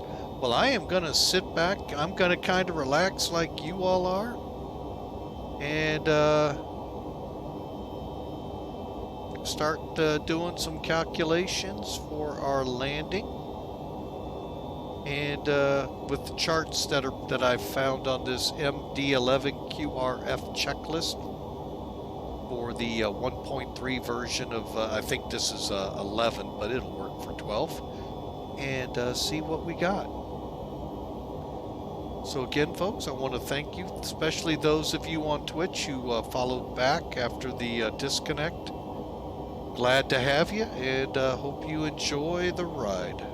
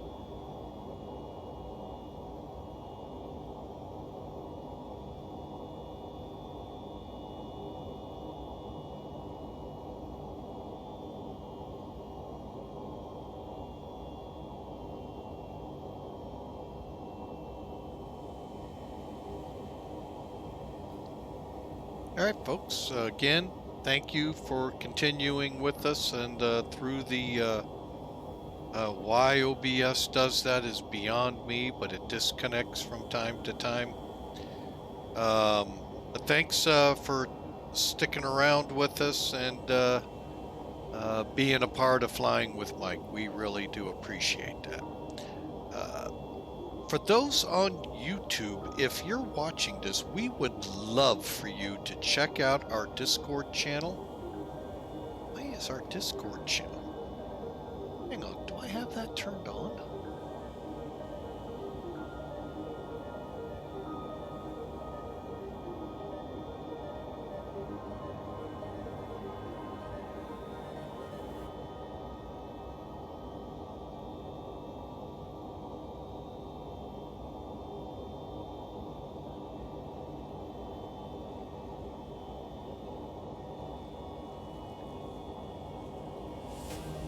Hey, Marzi, how are you? Welcome in. First time chat. I mean, it's okay. I personally have some issues with it, but you may not. It's actually a pretty good plane overall. Where my problems come in is it just, the panel itself doesn't seem fully, kind of seems like what XP12 did with the flight factor did with the A320 panel. I can't put my finger on what's wrong with that panel, but I have to go back to XP11 if I'm going to fly that version, or Titus and fly the Neo. But overall, if you're looking at it, it's a good plane. So I mean, it's pretty simple, but yet pretty interesting to get rolling. If you know how to fly an Airbus, you got about 3/4 of the battle down in learning how to fly this thing. Which I really didn't know that about the MD-11, that it's pretty well geared up with the Airbus, which is weird because it's McDonnell Douglas. So, and then someone else said, you also, if you know how to fly the MD-80, boom, you can fly this plane. I don't see a lot of similarities there, but I'm sure they're there. It's the two kind of aircraft that I'm not the biggest fans of. So, but anyway, yeah, I think you'll like it if you jump in. I caught it on sale, so I don't feel as bad because I'm disappointed, but it's because I expect a lot. I'm like I said in the beginning, when I bought my first PMDG, I think it was the 737 back in Century of Flight. There were no other 737s that I would fly because they just did not come up to that level. Same with the 747. When I got that, nothing came up to it, or the 777. If it didn't come to that level, forget it. So, so I'm kind of the same way with this. Titus is a high bar to meet,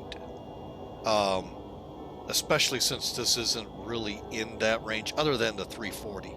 But boy, you know, but if you like the MD-80, I'm pretty sure you'll like this plane. Oh yeah, that is an amazing aircraft. I have it too. Oh man, I've been kind of missing out. I was really thinking about flying it today, but promised Hawker 125 we'd keep plucking away at this thing, but I really love that Neo. And the little eye candy things they've thrown in there with the baggage loaders and the catering trucks, you know, that really is one of the few airplanes, when you add that to it, actually enhanced it. And they just did a phenomenal job with that, with all of their aircraft, from the 319 all the way up. I don't have the 340 or the 321, but I'll tell you, those two are selling me to probably get it.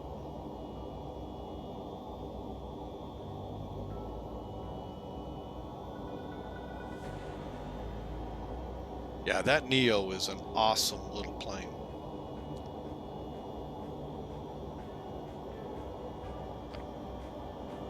I'm still trying to work with the ACAR system on it. I've only had one flight where I actually connected to a controller, and I felt useless on it. So I don't know the benefit yet of it. So, but I look forward to finally.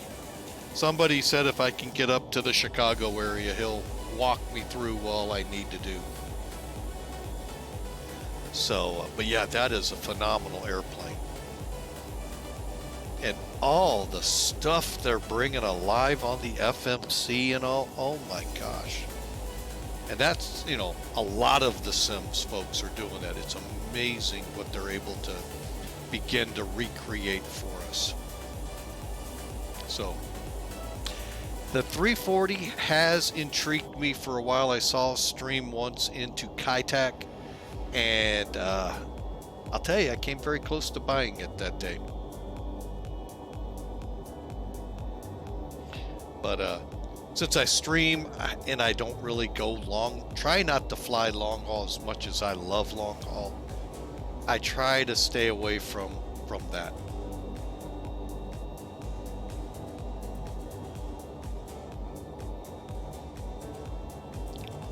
So,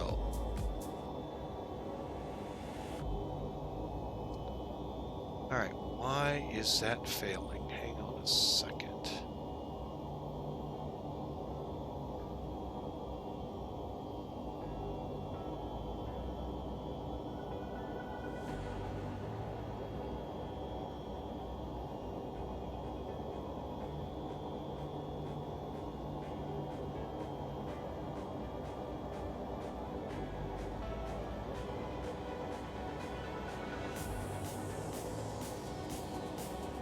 That worked.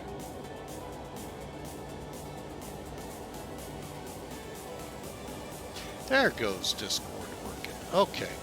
For a second there, I kept seeing Discord come up and no text for it. And what's wrong with it now?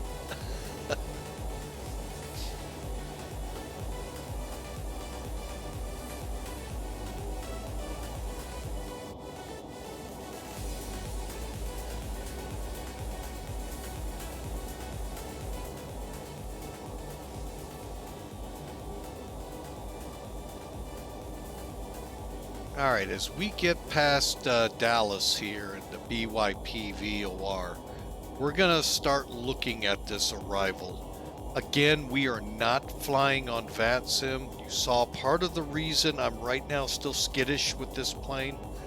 It just, it doesn't stay in sync, it seems like, in each phase of flight. Now, and that's all this guy's, I'm sure, the cause of that. I really hope I'm not going to be disappointed.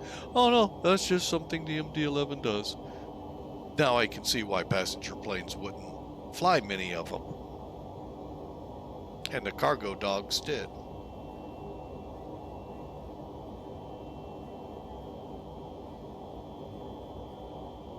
So, but once I get figured that part out and this thing flies just like I do on a normal, I go right into it.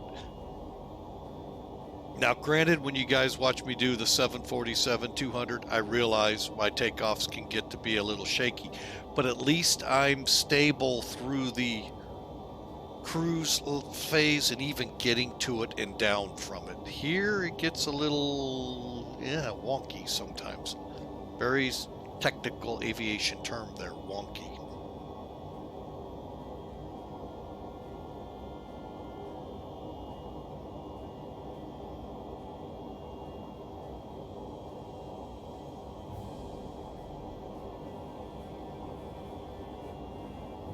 But once I seem to get it reined in, it does fine. But it's just, I wish I could get it go from the ground right to, well, through all the different, stages of a climb that ATC might put on us, into cruise, working just like a gem. So.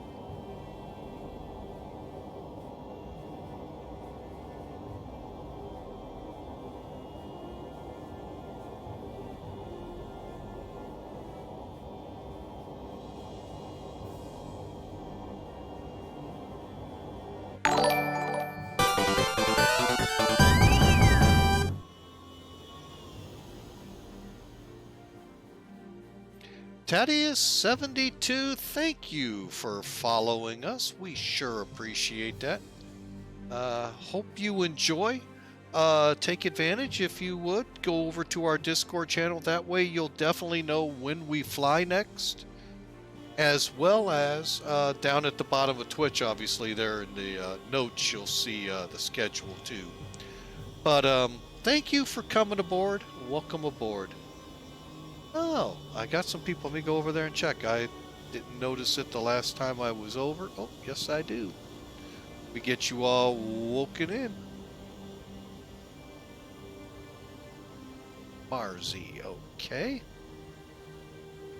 I gotta remember how to do it again. There we go.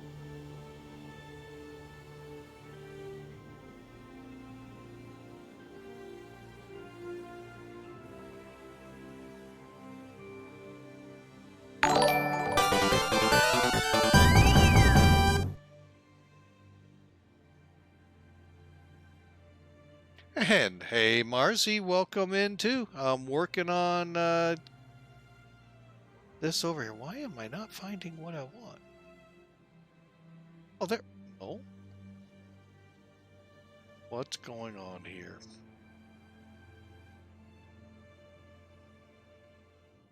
Try this again.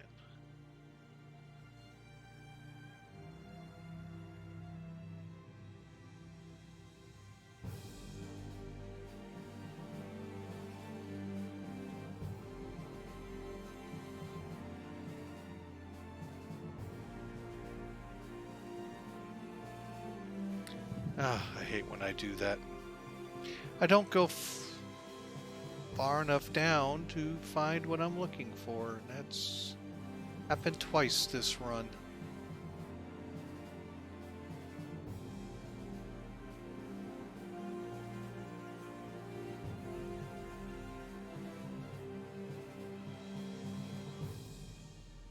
Sure I didn't miss anyone else. Shifts have been pretty hard at work. I could very easily... Oh, no, looks like I got everyone. Welcome in, Marzi, and hey, Marzi, for following us.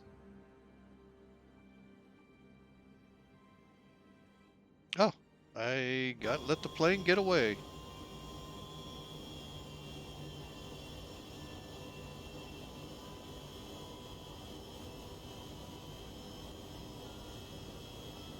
Clouds are looking real good today too. So just hope the thunderstorms will start.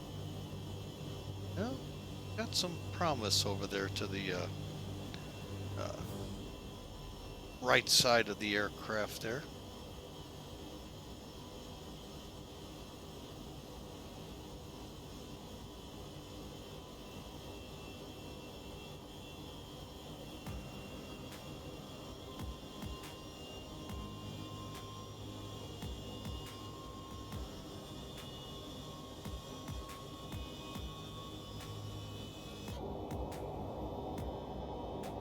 All right, we've just passed the Dallas-Fort Worth area.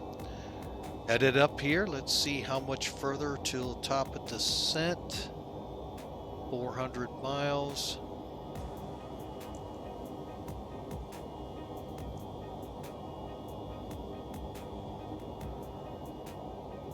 Okay, I'm going to go ahead. It's a little earlier. Normally it's done at about 300 out. I have not tried the Q400 out. I have heard that is an outstanding aircraft from FlyJSim. Now, I have flown their 727 and waiting very patiently on them for this XP12 version, but have not had the chance to fly that.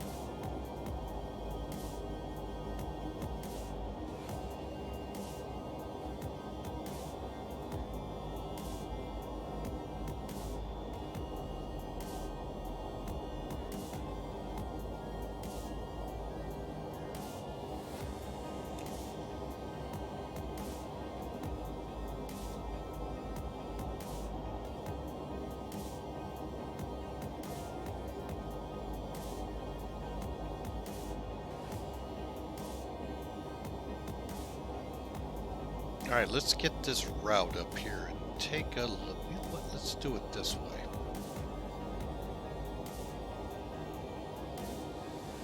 All right, there's Sim Toolkit, folks. Again, if you don't have this utility, folks, or Volanta, Sim Toolkit, I think, leans a little more to what, a lot of pilots want, but so does Volanta. I have them both, and I think they're both phenomenal.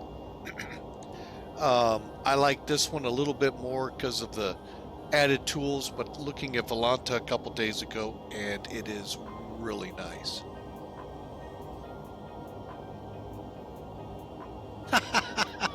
You can even go into lab and the flush works. That's awesome. That's kind of close. Fearless doesn't go that deep, but yeah, I like when you can really get in there and they make things work. And like I said, I am so looking forward when that 727 ports over to 12. Oh, that'll be so much fun.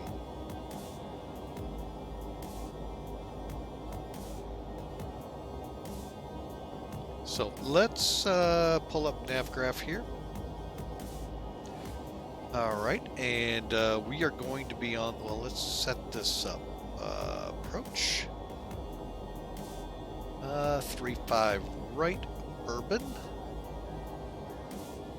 All right, so that gives you an early look at what we're going to be doing here. We'll come off Allen and work our way around. Some neat features that came with Chart 8 here. The ability to select your approaches and how they fill in. Even more so, you could put it in your routing if you know it. Now, I don't know how you put a runway in, but really starting to really help us out a lot. All right, so the Damon looks like this. We're coming for the 3.5s. So this starts from Damon. So let's go up here from Satco, which is only a couple fixes back. Once we're there, we track to Cherry, then Damon. Then to our runway transition. In our case, 3.5 left and right. So Damon, hang on. Oh, this is going to be not easy. So it's Damon to Haugen to lose. Then we're vectored into our final approach, be it left or right. We're going to try the right, ready to go to the left. That is 72 with a first time chat there, waiting on the Q400 purchase till they add failures. Yeah, yes, they do have them in the 727, although the APU kind of sometimes gets annoying and always busting a generator when it's not broken.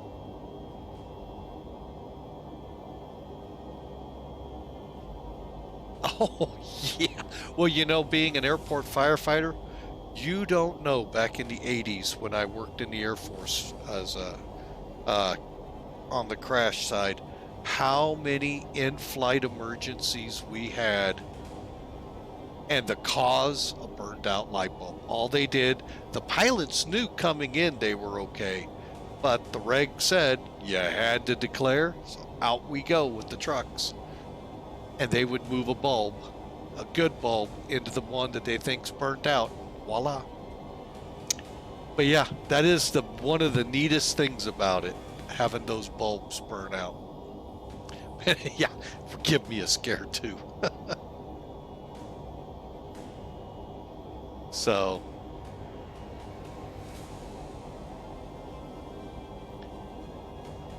yeah, the 727, I do. Matter of fact, we are scheduled to fly it. I was real late this week in getting it out. It's been a pretty rough couple of weeks here at the Flying with Mike house. Tomorrow, we're actually going to kick off a new location with that as well. We're going to fly with Piedmont Virtual down in Australia. We're going to take off from Sydney. I know, I can hear it go, whoopee! Off to an island with it.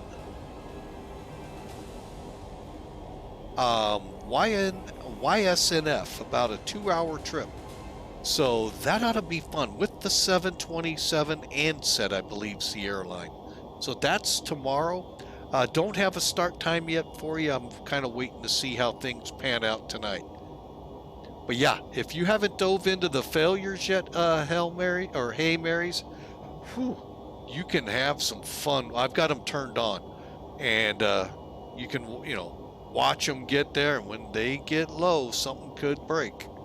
And unfortunately, if it's the wrong thing to break at the wrong time, yeah. So, yeah, that's tomorrow, Australia. So anyway, we'll come off Hagen down to Luz and right in to one of our runways here. We'll see which one we decide on. We've already planned for 35 right. We could always sidestep over to the other one. From here, real quick, let's see if there's any big things to know about. No, not really. It's our nav.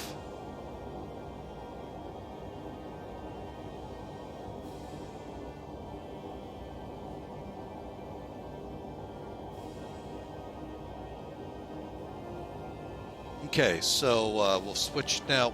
Again, we're planning the right side as our flight plan says.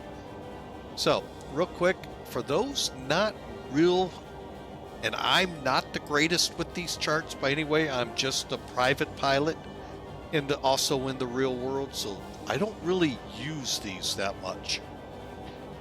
Because if I'm in the clouds, I'm going to be getting a hefty fine, if not lose my license. So again, Louisville has a Titus, and if you don't know about this, you can look this up online, folks. So you can, say you're on a flight from Honolulu to JFK, and you're like over Salt Lake, and you're like, well, what's it really doing? Well, you can pull up SimAware or whatever your favorite tracking device for VATSIM is and look and see if there's an ATIS. Or you go to that website, datis.cloud.io. Select your facility, so long as on your chart you see DATIS and it's a U.S. airport or U.S. territory. The overseas ones in Germany and all, unfortunately it doesn't work for those, and I don't know if they ever will. And you get the latest ATIS out of there, and you can start planning what your approach is in case, things happen on an 8-hour flight, folks. I mean, weather changes things. So that's what that D is for, data. So you can look that up. A319, 320 guys, 321s with TOLUS, the little trick you can do there. Go into your ATSU AOC and pull up the weather ahead of time too. And ATIS if they have one on VATSIM. Then we have our approach, tower, and ground frequency up here. But then we're going to focus in right here. We need to make sure 110.55. And Hey Marys has it right. Sim Toolkit now has that built into it. SimBrief does too. So you've got those tools now available for you. So we're going to make sure 110.55 is in our NavRad when we get closer, and that the front course is 350. Am I talking Airbus language? Because that's what this is a lot like, folks. Then parcel, which is right here. Go figure, what an appropriate name for Louisville International with the world port there. 2,400 feet on glide path. I'll show you how you have to be on glide path in a second. Decision altitude MSL, or what your altimeter will read, 680. Radar altimeter or above ground is 200. And if you do the math from 480, you get that real quick. All right, there's the missed approach if you haven't been reading it. Real simple, out to toric and hold. Now, the requirements, the altitudes you see on here are inches of mercury. There's our transition altitudes, which are the same everywhere in North America. Just about. There's a couple oddballs out there, but not many. GPS 1 required, it tells you that. It tells you your circling requirements and so forth. Now the routing. So again, we're about here when we start vectoring for Bourbon. I may turn us into Pegasus, who knows. We'll see how things are going descent-wise, if I've got the airplane like I want it under control. Not like we did into St. Louis.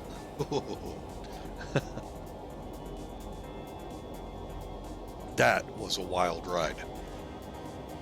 Part of it was my own fault because I went out to talk to the wife real quick about something, and all of a sudden the airplane got ahead of me really bad.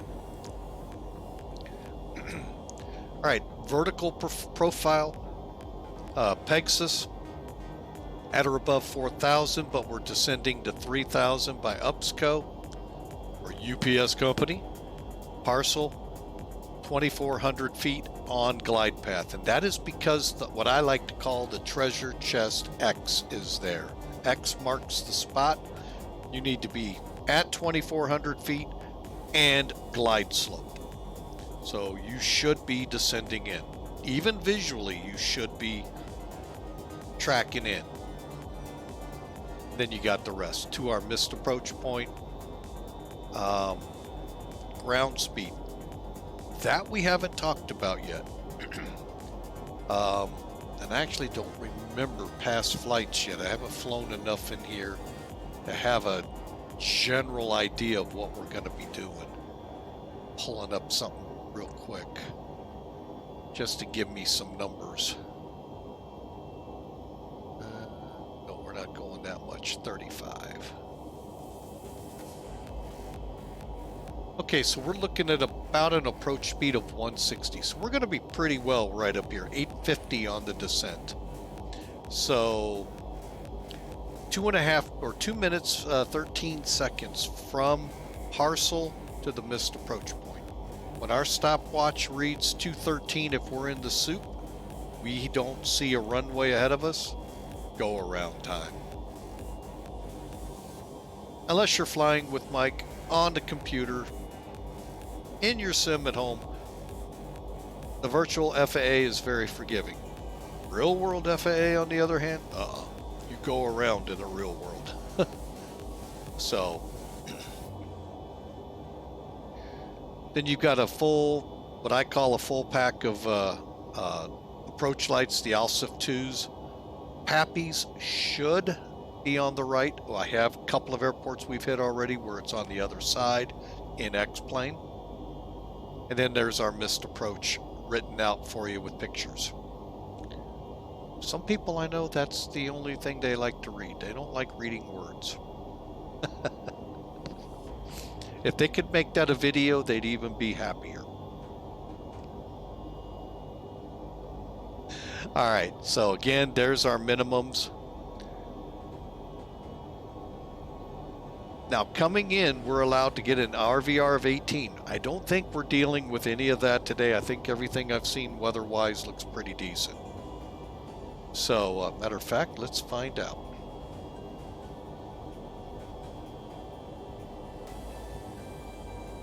So, yeah, 10 miles of visibility, broken layer at 10,000. So our ceiling's 10,000 and our visibility 10 miles. We're VFR, folks, so we'll be visual. But we'll be on the ILS to help us get in there with the new plane. However, if the weather was on the sour side, as long as we got an RVR reading of 18 or higher, or a half mile or higher, we're perfectly fine for the airport. If not, if we're Cat 2 or 3 certified, they have those approaches. Now, where this little number 1 comes in is when some lights are out. So long as you follow this instruction here, if you have a flight director, we have that. Autopilot, we're on that. And a HUD, we don't have that. We can take an RVR of 18 to decision altitude. So we can use that as our minimum instead of the 24. So there you go, folks. There is our lovely approach brief. Now we're gonna, oh, I know what I wanted to look at. Hang on a second. Let me go back to Damon 5. Okay, the big thing on this is we need to make sure we're set up for 11,250 at Cherry. And I say this because I set it up for St. Louis and we blew that apart, stayed up way too high and had to hold. So I wanted to take a look at that. So let me, okay, that's gone and that's gone. So now let's come on down here and take a look at them.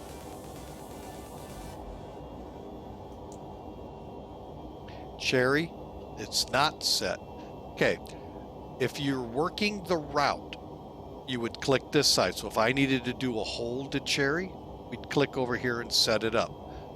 Altitude and speed restrictions we do on the right side.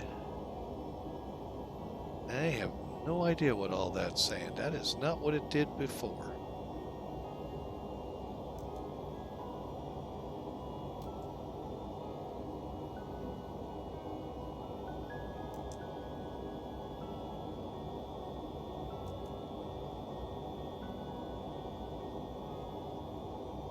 I'm going to put it in here. We said 11,000 if I'm not mistaken. Yes.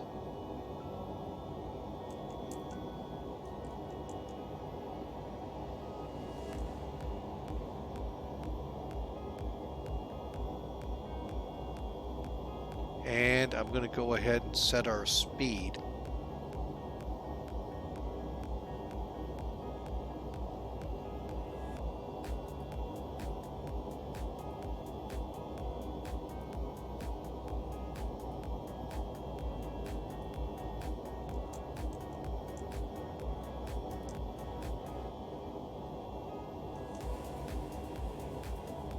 Hopefully that's getting inputted. I hope there's no inserts for this.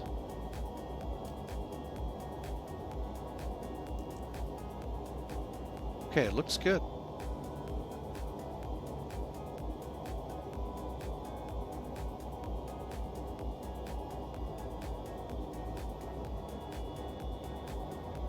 And now we're over flyover country, close to where I live here, coming up to Walnut Ridge. It really is just clear here, folks. Wow, it's been after Saturday's wild riding thunderstorms, we've been like this since.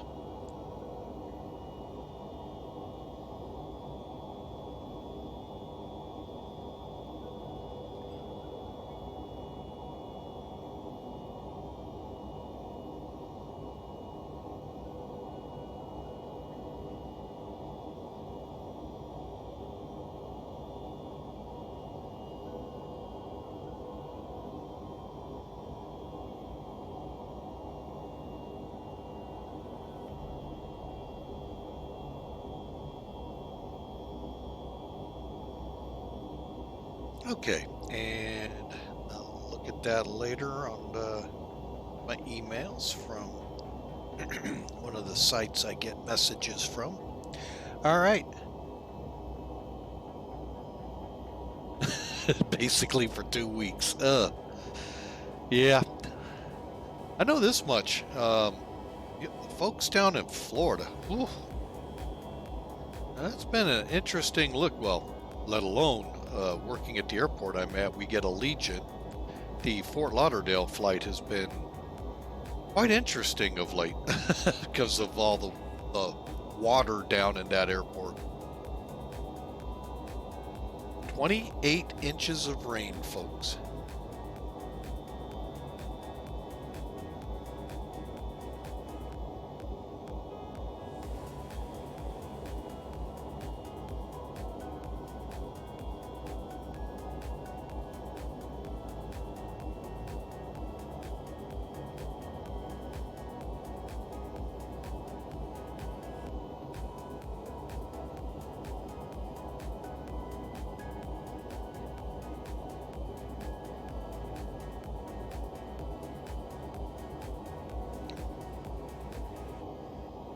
Ooh, near Vancouver. Oh, beautiful.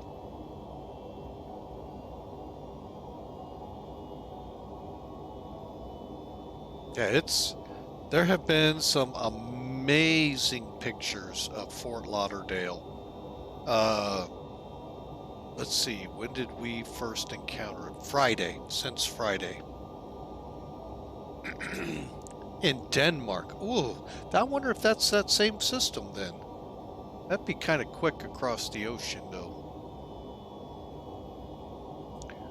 But yeah, 28 inches of rain fell at Fort Lauderdale International. Don't know what Miami got, but a lot of pictures about Fort Lauderdale on the internet out there for people, even videos.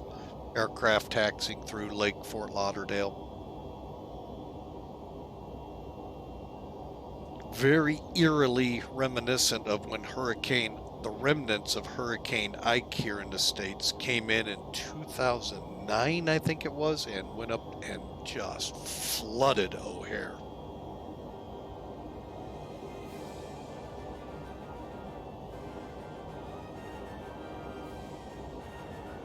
The saving grace with a place like Denmark and O'Hare, you're used to snow. So you have the little thing called snowplows to help move the water, to move things around there.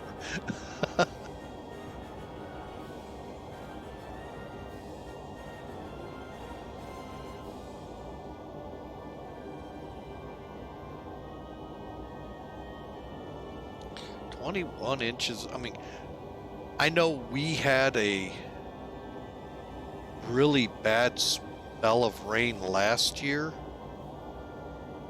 I think the worst it piled up to was 8, maybe 10 inches. Where I live now, in surrounding areas got more, but I don't think other than the year of the massive flood of 93, I don't think we've seen rains in the numbers like that.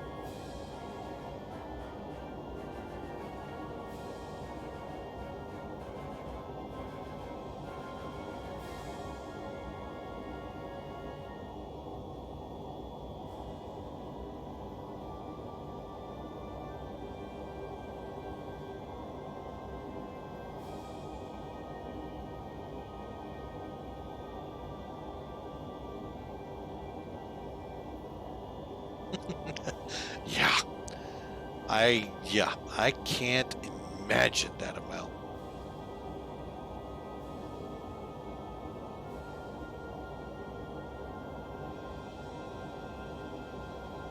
Unless, of course, I'm walking on by the ocean or walking through it, you know.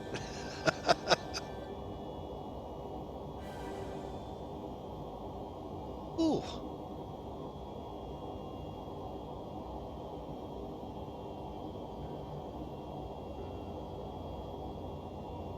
Inches of rain. Wow. Well, you know, that's like down in California. They've got what,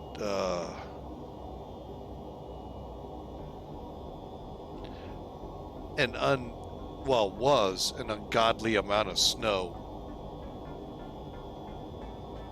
I want to say it's well over 100 inches of snow. I just know one picture I saw, and I think it was somewhere around Tahoe. May have been further south, which would make it even more impressive. Ski slope. You know, you have those carriages that take you to the top so you ski down. The snow was right up to the base of it at the top.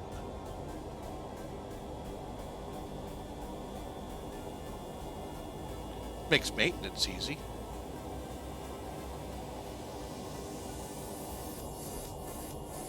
Yeah, spread it over 2 months. Whew.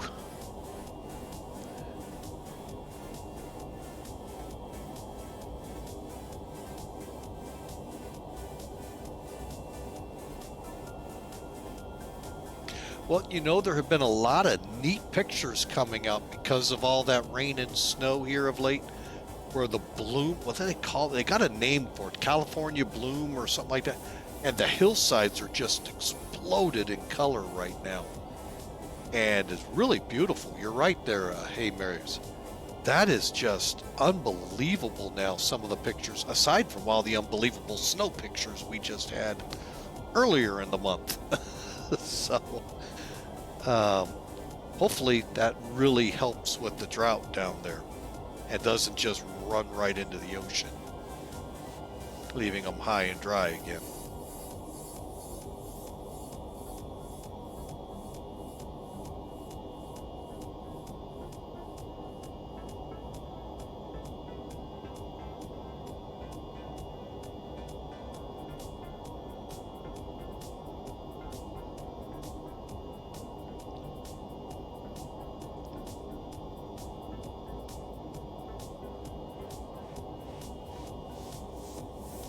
All right, let's see what our...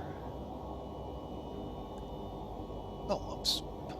Yeah, let's really look at the flight plan on both of them. Let's see, 228 miles. All right, so we're getting close. Let me check something here. Let's see if we have...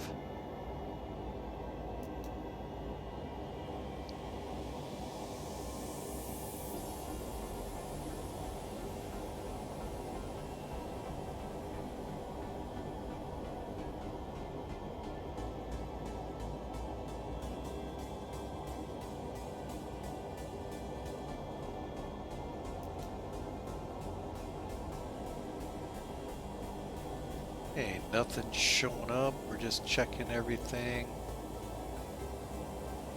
Okay.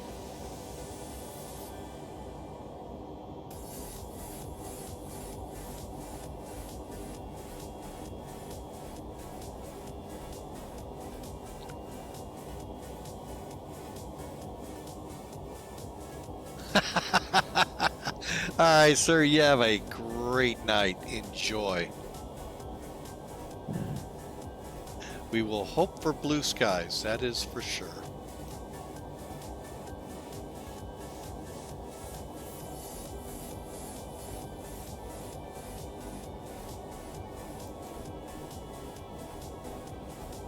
Ooh, that's kind of a weird looking panel.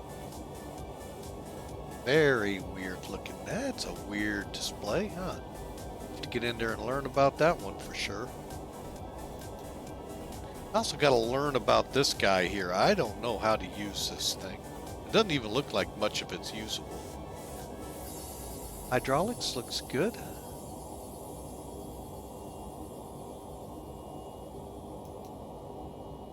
Will it let me do the ND? No. All right, there we go. Back to our engines. All right. Top of display, or top of display.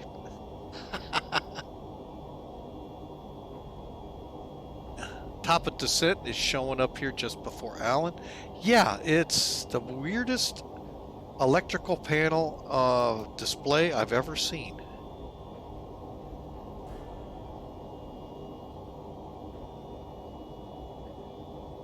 That's why I said I'm gonna have to get into the manuals now and really just pull as much from them as possible, because I would have a very hard time knowing, other than the fact it says green, or they are green, that we're okay. And I wouldn't know what's giving me troubles to look up top.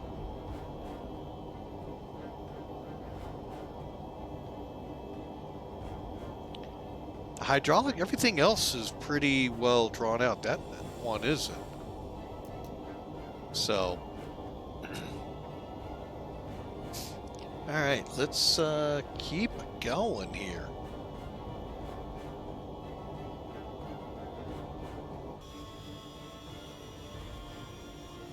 I want to say I haven't seen the Air Canada version of this one yet, but the World Airways liveries, they look really good. Unfortunately, we didn't get World Cargo where I work at here in St. Louis. We got the passenger version, taking the military charters primarily over to Korea for, I think it was called Team Spirit back then. and we'd be like the second or third stop before the hop to Anchorage, and then down into Korea. So, but I haven't heard of or seen a Team Spirit flight or whatever they call it today in many years.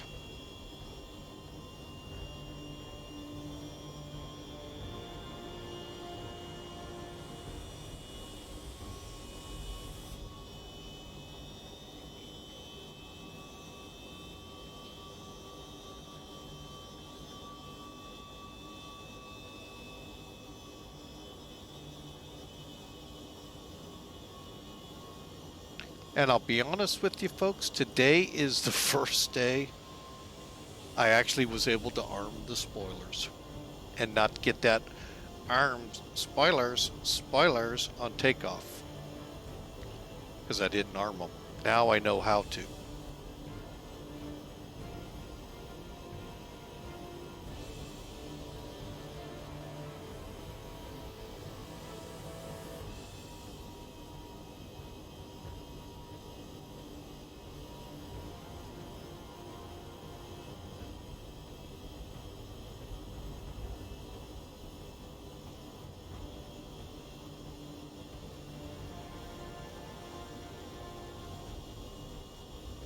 But I hope Titus, I believe Titus 72 was asking about this plane, whether it's a good buy or not. I mean, I'm just not a big MD-11 fan, so, I mean, I'm flying it. I mean, it's, like I said, if you know how to fly an Airbus, and as one YouTuber said, if you know how to fly the MD-80 and an Airbus, you're not going to have many troubles with this plane.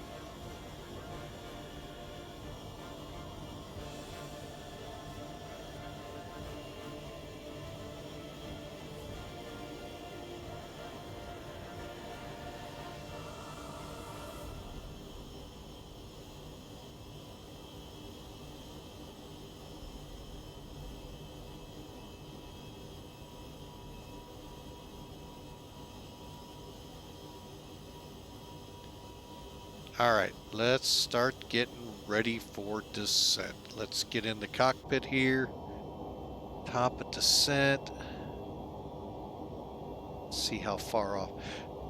If you allow me another gripe about the plane,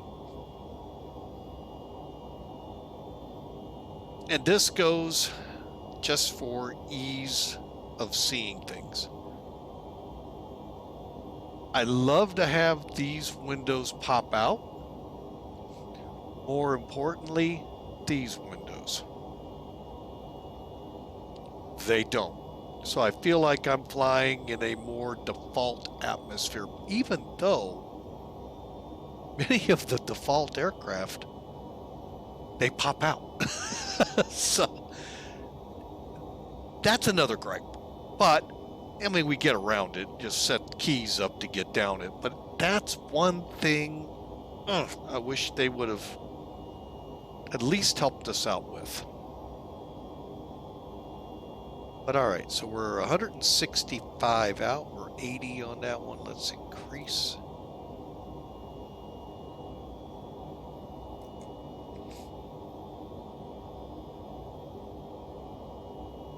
All right, let me go ahead and start plugging away at some numbers. We're going to go flaps 35. Air conditioning. Oh, let's just so you all can see it.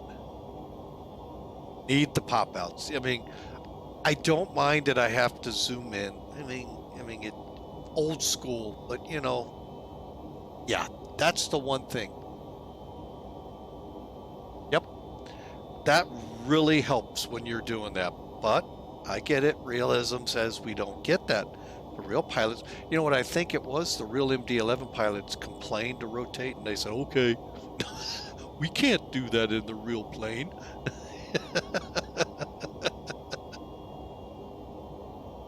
Sorry, folks. I sometimes love making fun of air crews.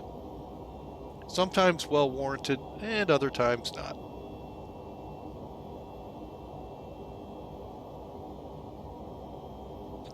But But yeah, they don't pop out. So that is a negative. And I know a negative for a lot of people. The other thing is, and I know it's what I tell a couple of my friends, read the manual. I don't know what this one's for because I can't do anything with the FMS. This says not allowed. Not allowed maintenance. And I don't know why I have standby radios when so that I don't know, but I'll learn that with the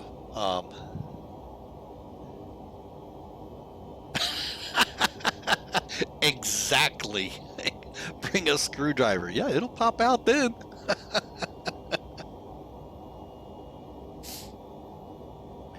Hey, then maybe they'll fix that loose nut behind the wheel here that's making all the mistakes.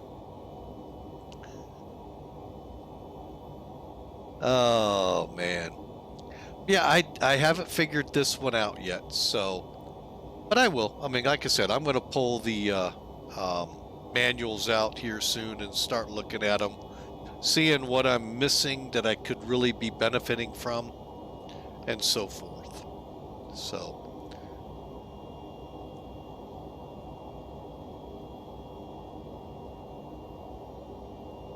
Alright, so let me get TopCat up here. We'll get some basic numbers for the arrival. Alright, let's do a quick update, make sure they haven't totally gone bonkers with the winds. Oh, they might have. Winds are calm, 21 degrees and 2994. That means we're going to take a look at the Titus.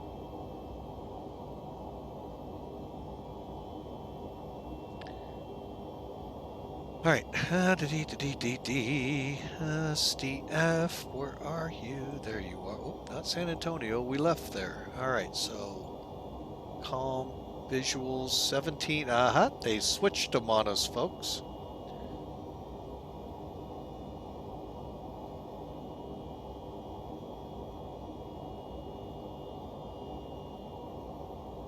Okay, well, that's the real world, and that's if I was on VATSIM.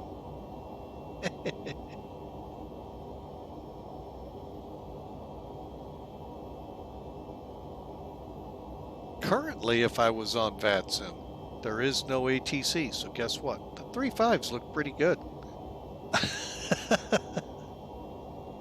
We're not coming on VATSIM. Sorry, folks. Only because I'm now so close, that's just not right. I do always fly on VATSIM. Well, the majority of my flights are on VATSIM. I used to dabble on POSCON, but I started hearing the words paying for it and this and that, and I can't get it to work in XP12, so I've kind of dropped away from it again. So if I fly with online ATC, it's VATSIM.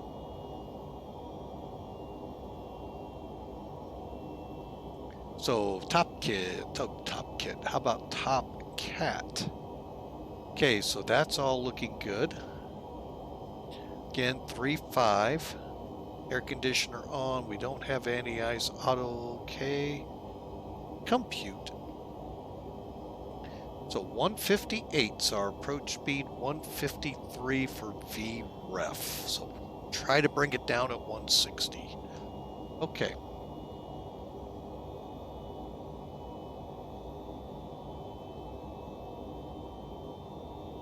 And top of descent starting to show up here. That's that little hockey stick right here, folks. If I could get the screwdriver in there, as Hey Mary's has been saying, I could pop that out for you. You can see it better.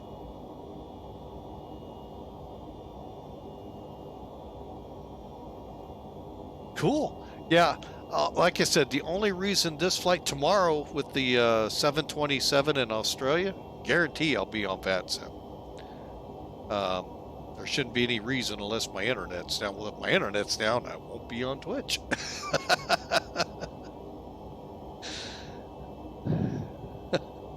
All right, one last check. Yeah, 158, 153, and 35. Okay. Let me make sure that all programs in here right.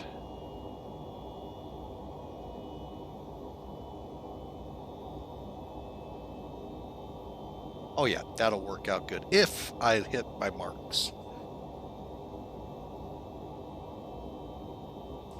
All right, so descent checklist, since we're now about 90, I'm thinking out. Oh, 111. Okay, that's what I get for thinking.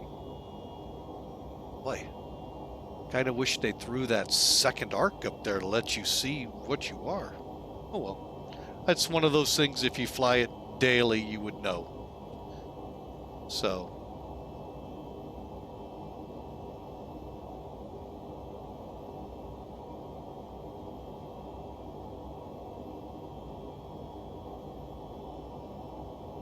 All right, where's all these clouds? Oh, that's right. We got a 10,000-foot ceiling. I forgot about that.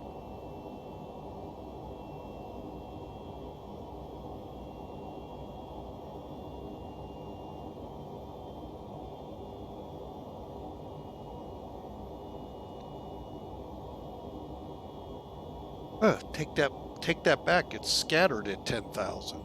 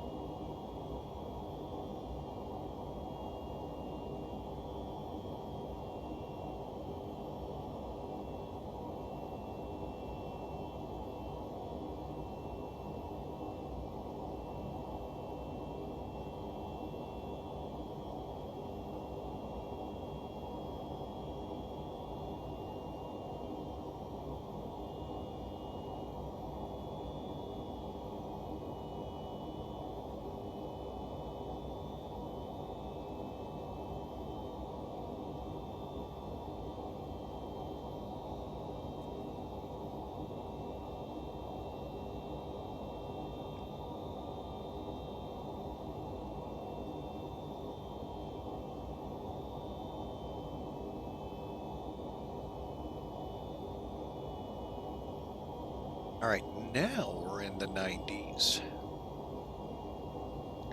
So once we get to about 50 to 60, I'll set our descent altitude and hope for the best.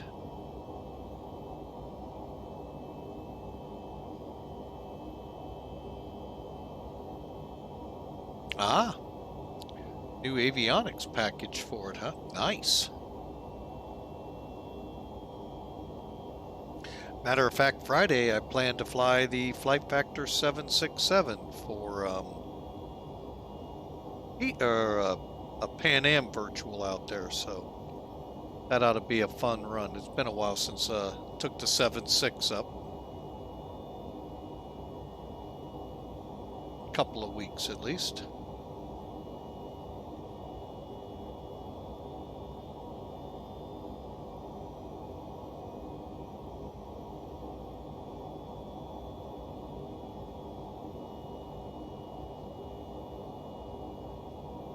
Ah, the glass cow. Okay. Yeah, I've seen it in the. I don't know. I'm kind of a. I like the conventional way, but the glass cockpit does give you a lot. I guess because I'm just so used to the what comes out of the box with it. I've been flying that for so many years. It's so easy to me to know exactly what I need and see.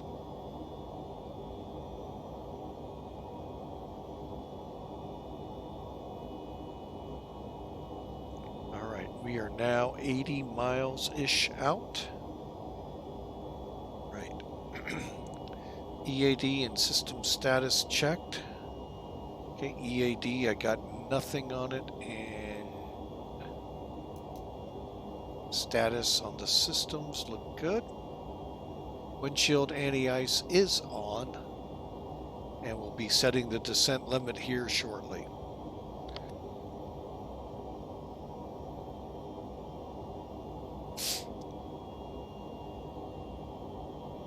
Yeah, I've been hearing rumors we got more storms moving into St. Louis on Thursday. So, yippee, I'm working at the airport with them. Although they shouldn't be anywhere as ferocious as Saturday night. From the sound of things 2 days out. A lot of things can change here in the Midwest in 2 days. Old saying, when I used to drive a semi in Oklahoma, just wait 5 seconds. The weather will change abruptly here. He wasn't kidding.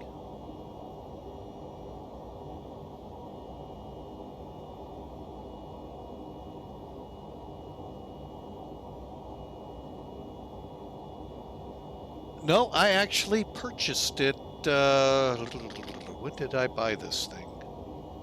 Last week. And I got to figure that part out about it too. This is all brand new. I haven't had the MD-11 prior to this. This is the 4th flight, 5th flight. The 3rd flight ended up with a nice tour of Lambert International in St. Louis.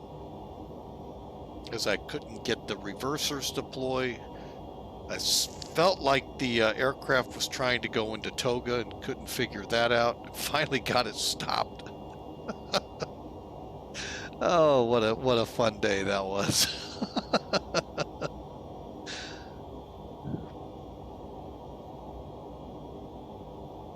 But I have to figure out how to update it too, because I know they do update.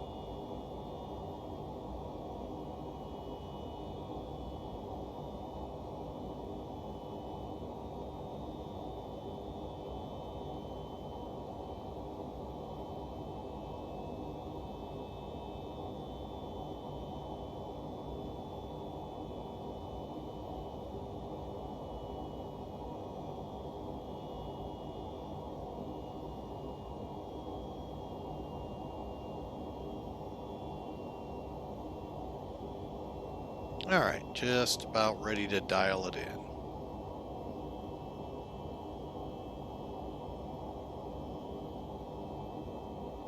All right, while we're here,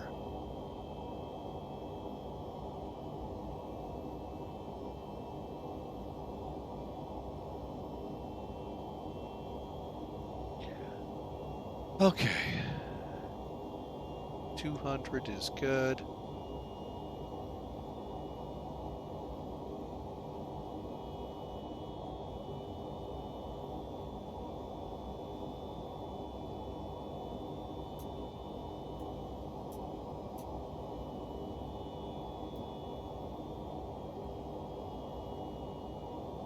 What did we say? 680, I think, on the... Oh, wrong.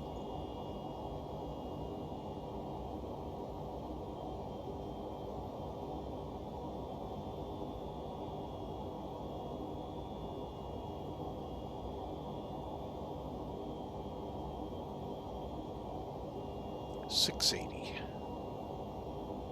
And just a little tip here, folks. I find, some of the aircraft, if you just hold the click, get that wheel to show and then just click your left mouse, it goes up quick. Not in this plane, it's quicker to just use the mouse wheel. All right, 40 miles out, and again, we're looking at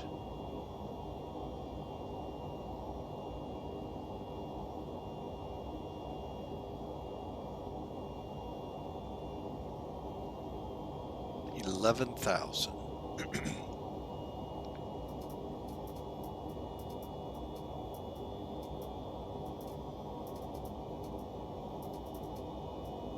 Okay.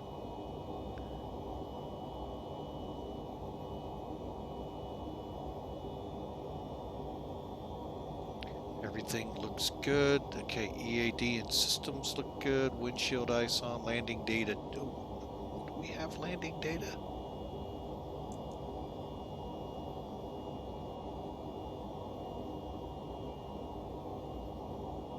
Yep, 155, 158, 153. That's what we got on Top Cat. So that looked good. And we are landing with 35, so land. We're not going to worry about timer, and All right, so clean, we can start the flaps at 210. Actually, I'm going to probably start them a lot quicker. So we'll kind of see. So that's all looking good. Just need to get the top of descent.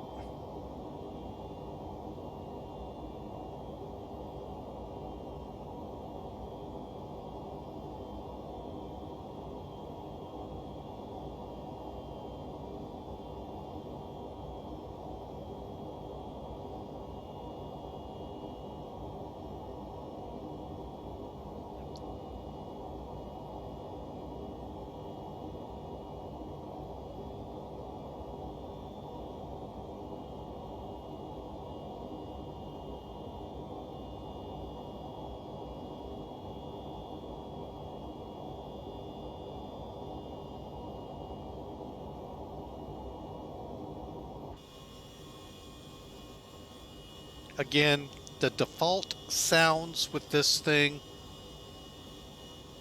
well, aren't the greatest. But I have been told there are sound sets out there.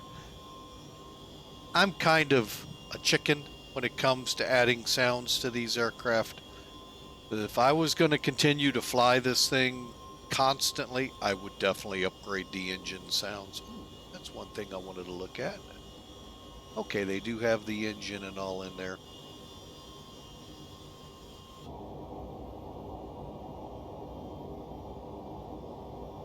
Some people, because you can't see it right up front, will forget to put something in there. I had to look.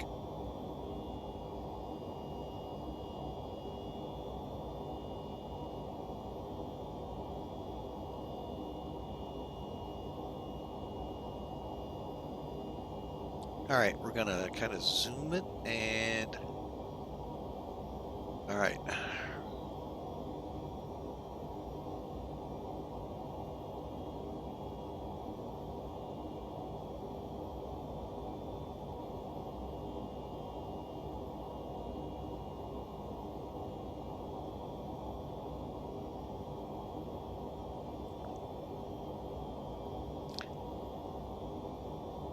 I think at under 10 miles, we'll start our descent.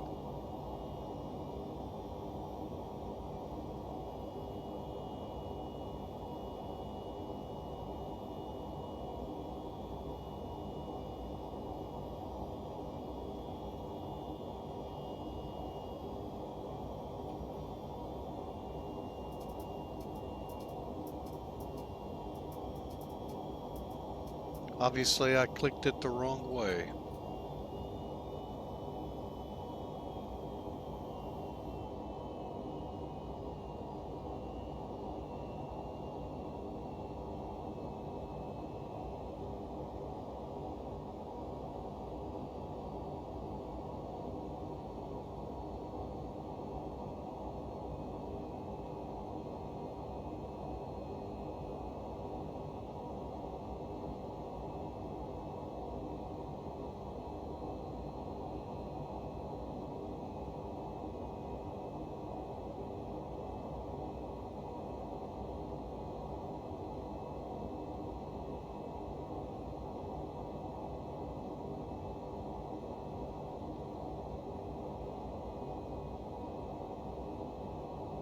All right, let's see how we're looking here. Looks like we're doing pretty good. Looks like Slacko will be pretty close to when we hit 11,000 feet, and Cherry is right after it. So that's pretty decent planning. So far, so good.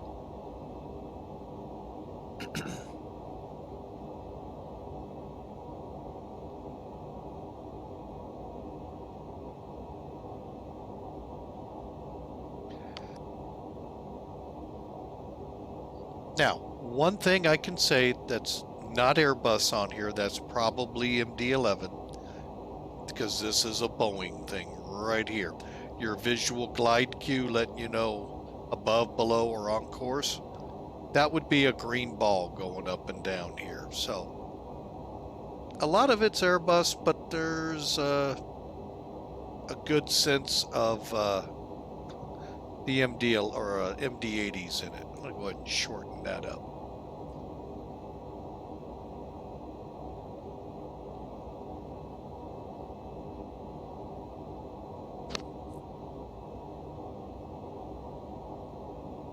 All right, now for the approach,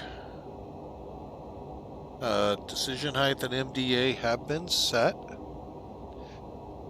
And again, when it goes off at 680, folks, it's still 200 feet above the ground. It's just the altimeter will be at 680 because it reads above mean sea level.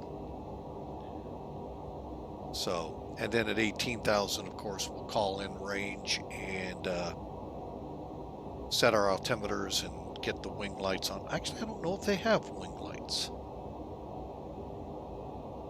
Does not appear so. That's kind of odd.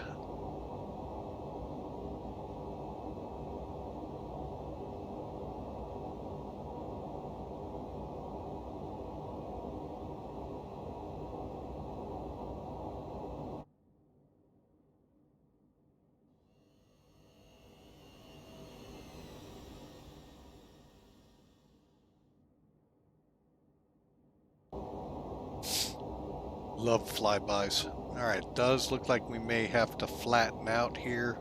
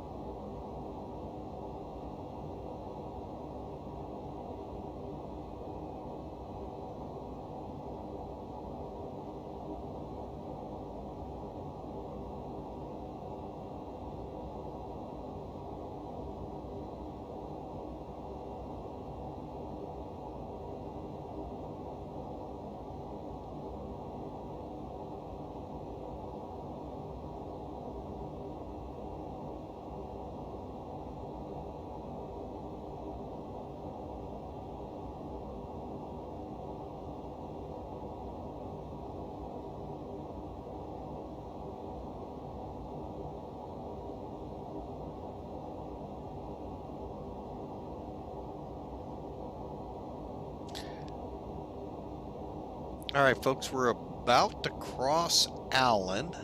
That's one thing I've been trying to figure out here. Let me get down in here. Oh, I see what, okay, I'm used to it being underneath it. No, it's out this way, okay. Man, we're doing 515 across the ground.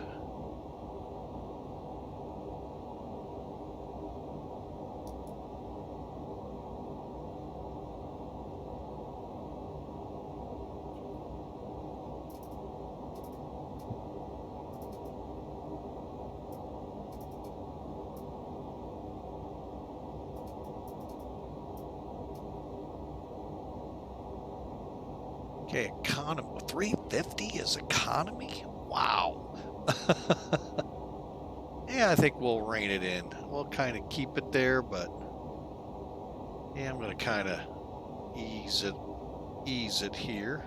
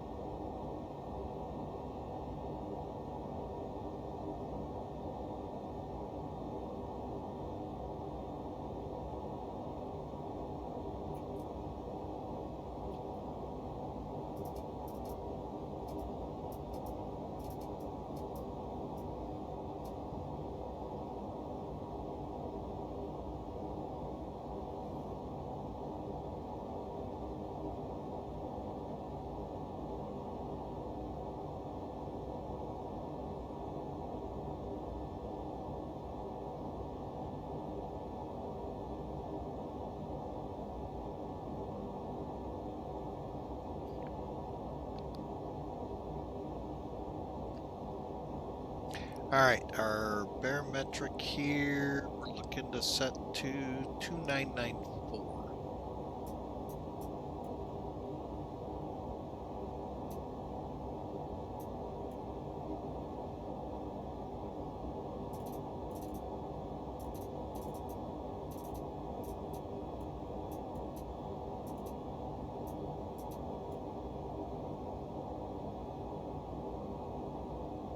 Boy, this thing is just rocketing down.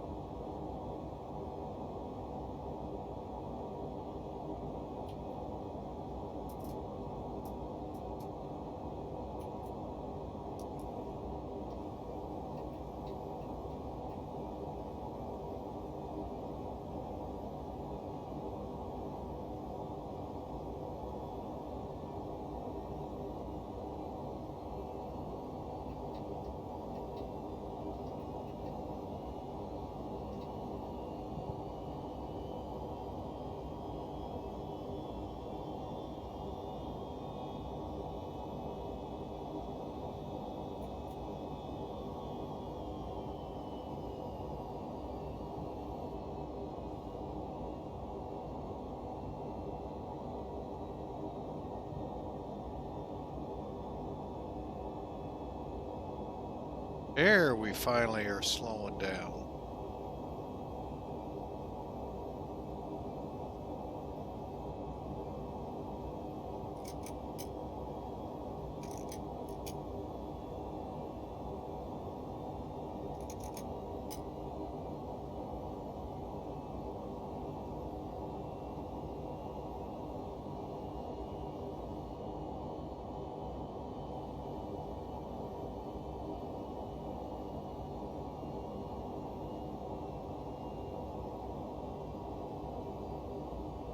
All right, now we are at or just about to 11,000. So we'll just kind of hang here, and then by cherry, we'll make sure we slow to 250. So, and level flight, hopefully that's not too hard.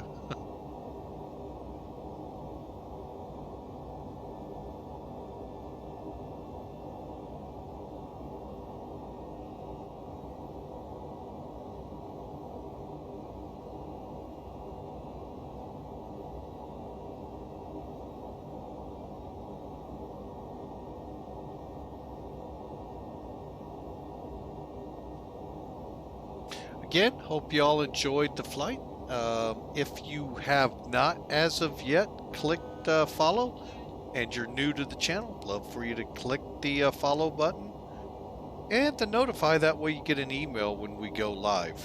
For those watching this rebroadcast on YouTube, not rebroadcast, but just the video playing again, hey, click subscribe and that little icon, the bell, so that way you get notified when new videos come out.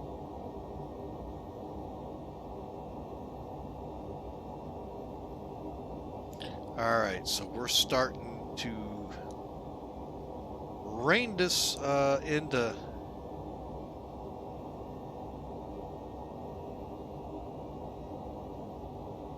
well, so far I don't know if I've ever been on profile. We'll about find out here. All right, do we have any other restrictions? Don't see any. I'm gonna plan 5,000 and lose.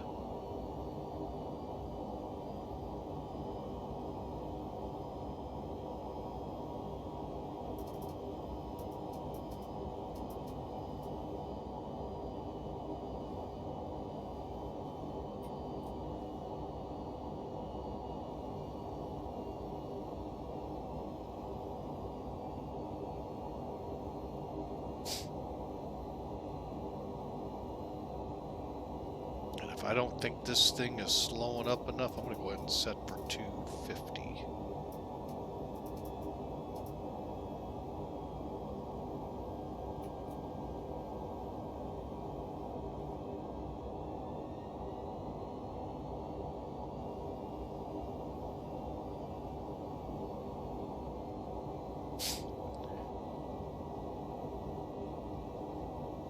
come down to 6,000 and 5,000 respectively here.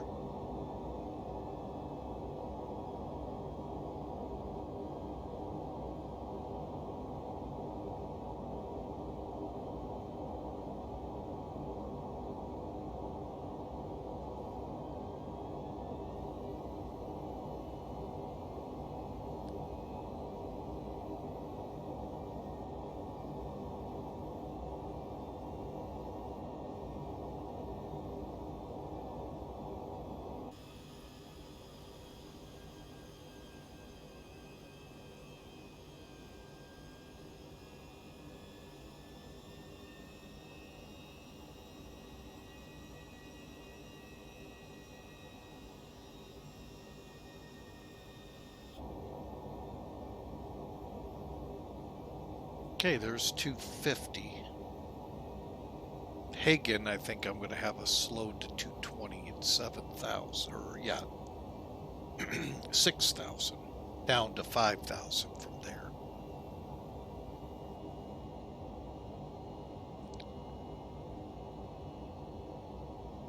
Okay, we're going to get our descent to 6,000.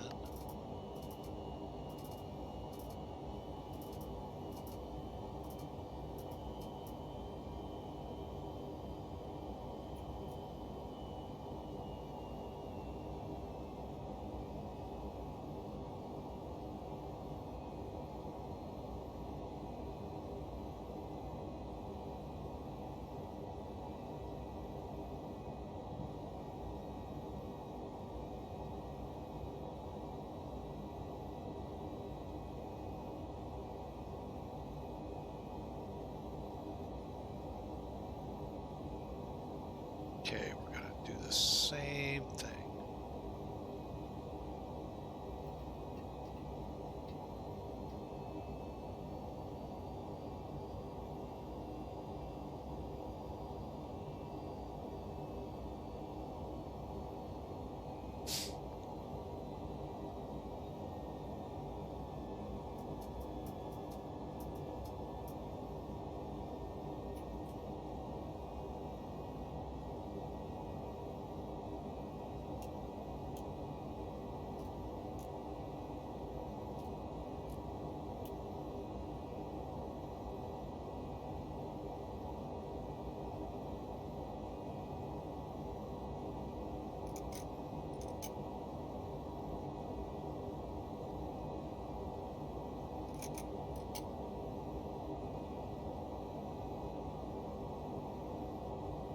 Okay, there's 10,000.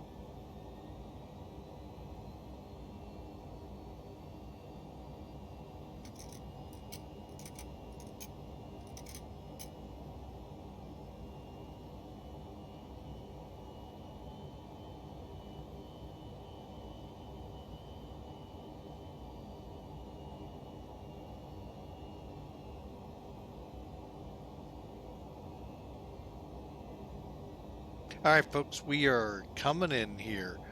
Sorry for being so quiet there. Just trying to keep ahead of this plane so we can try and, well, do like we did on our flight that we tested after St. Louis and land pretty decently.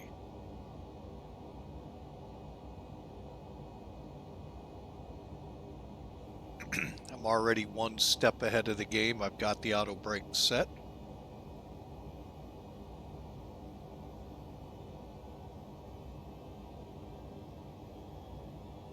So I hope y'all have enjoyed. It's been a great ride, a little longer than I was hoping for, but you know what? It's just perfect if we can get into a nice good landing.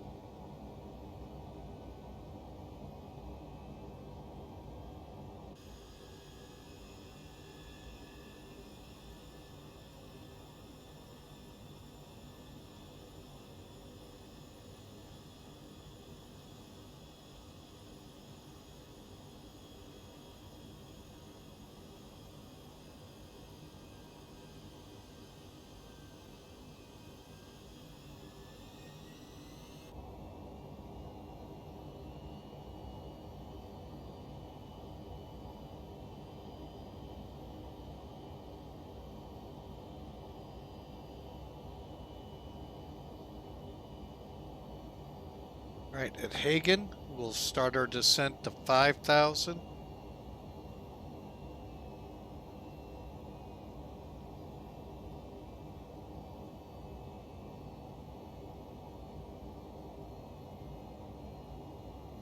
Go from there.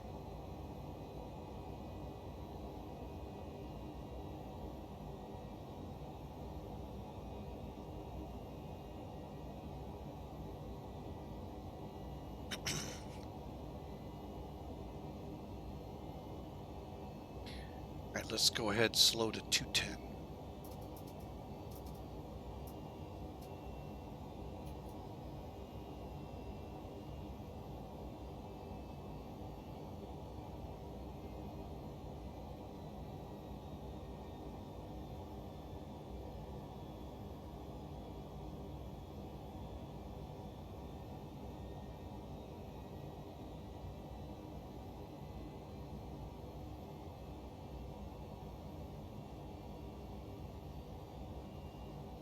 All right, we're slowed and about to make the turn.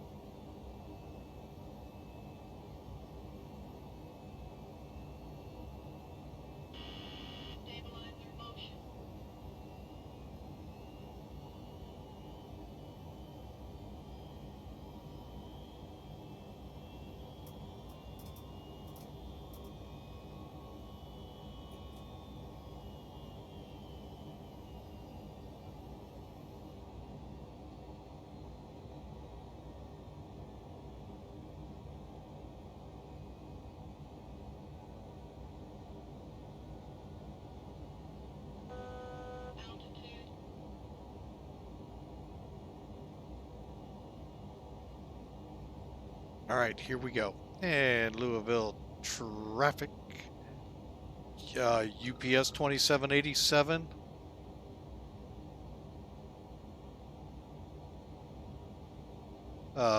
Downwind for runway 35 left.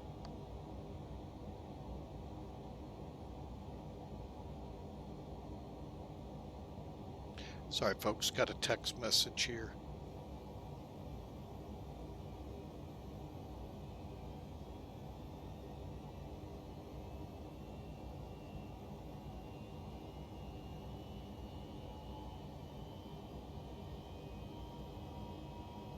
No, got a text message. I don't know if you all listen to preachers on the radio, but if you do, Dr. Charles Stanley, one of very knowledged in the Bible and all, passed away today.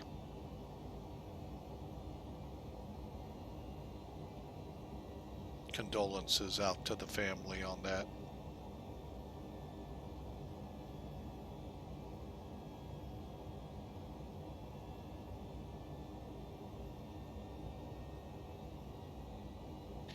All right, go ahead and set up for 4.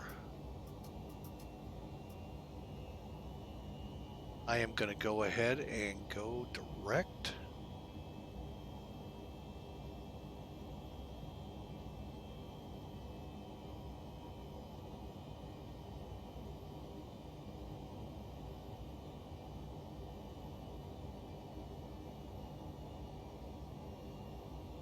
Just kind of waiting for it, folks.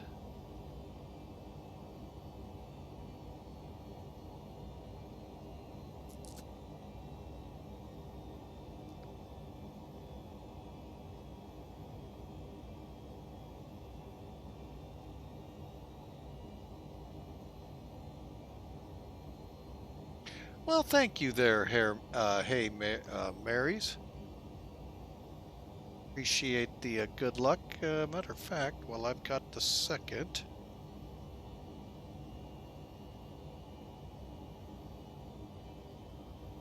see if I can get close to that. All right, we're past that, so we'll go direct.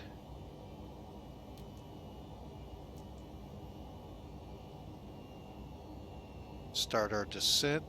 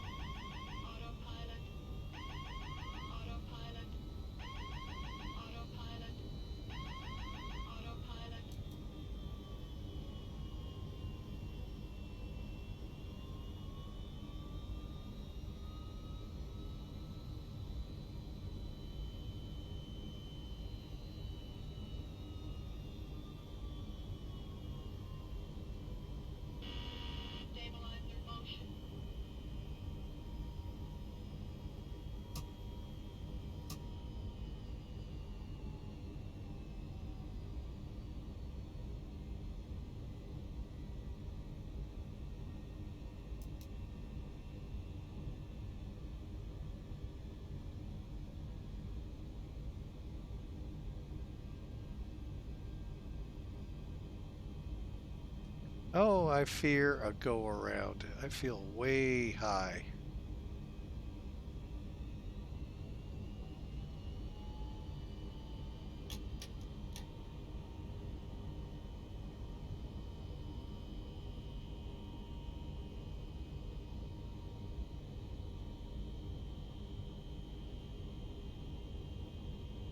Oh, I think I finally see the airport. Holy mackerel.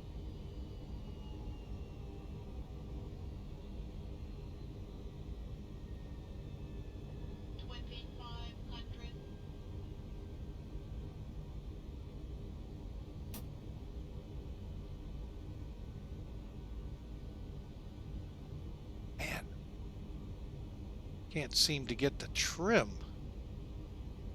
There we go.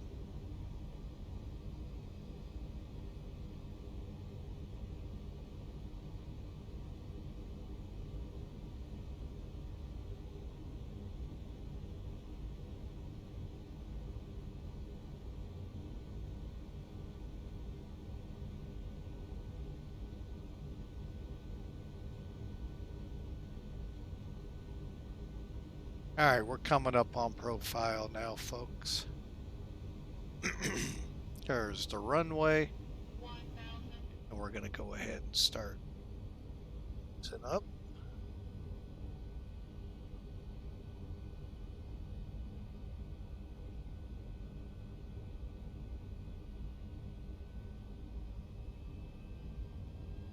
All right, folks, Louisville Tower, UPS 2787. We're final. 135 left. Or right, correction. Glide slope. Glide slope. Glide slope. Glide slope. Glide slope. Glide slope. Glide slope. Glide slope.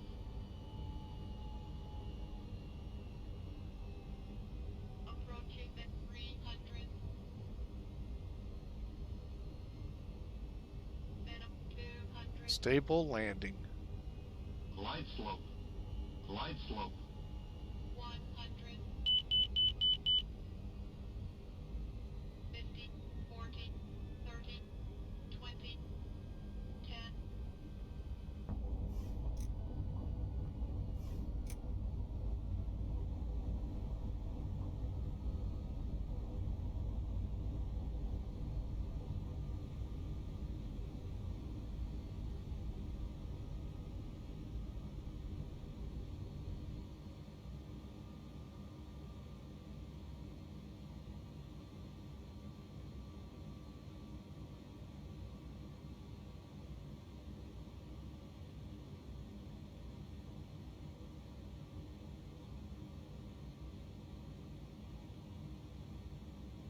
I want to come out of reverse.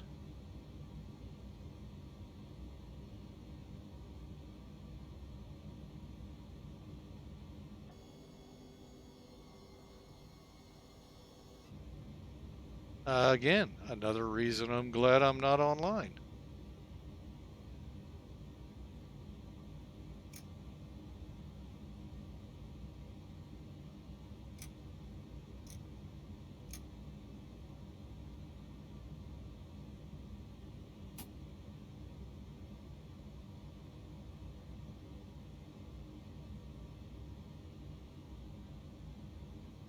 There she goes. I guess you got to turn the spoilers off. Okay.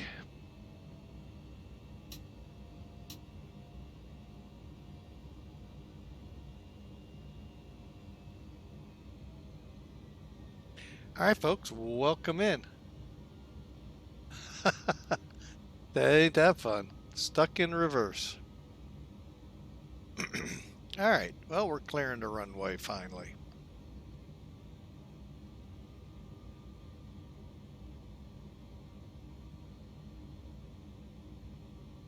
Hey, look on the bright side, folks. We're not taking a tour of the airport like we did at Lambert.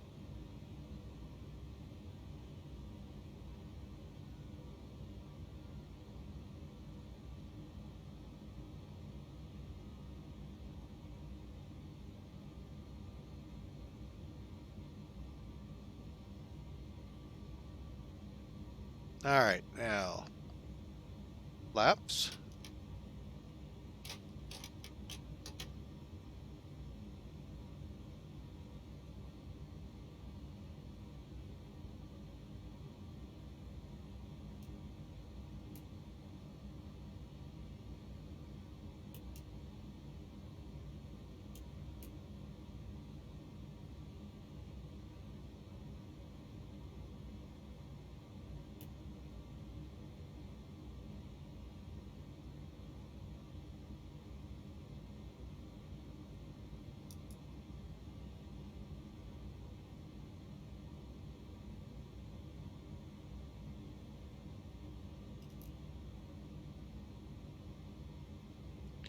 And cleared to cross. All right, let's get the taxi up here.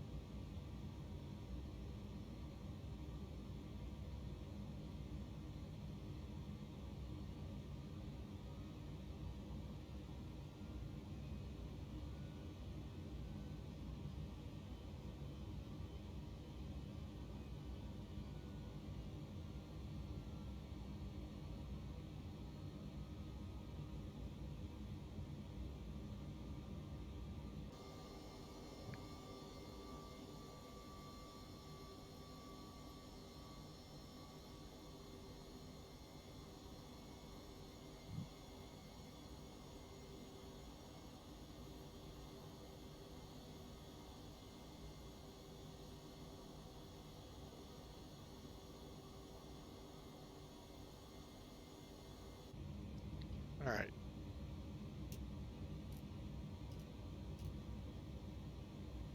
I think I got everything. After landing, spoilers, flaps, radar, stay trim 3.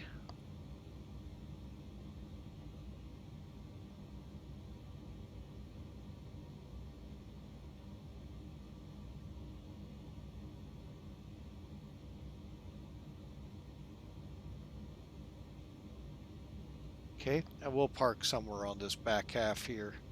Let's see. Auto brakes are off. Exterior lights set. Any ice. We'll leave as is. Let's check our status page. Make sure we're good.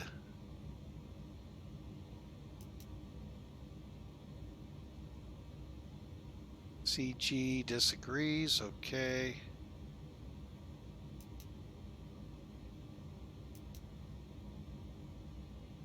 All right, here we come in. Let's go ahead and take this one right here.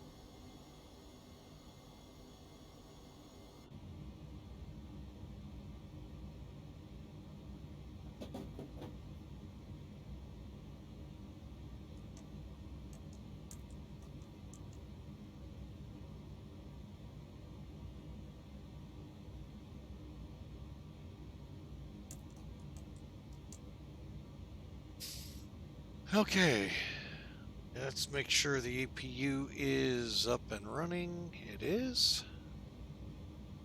Is it?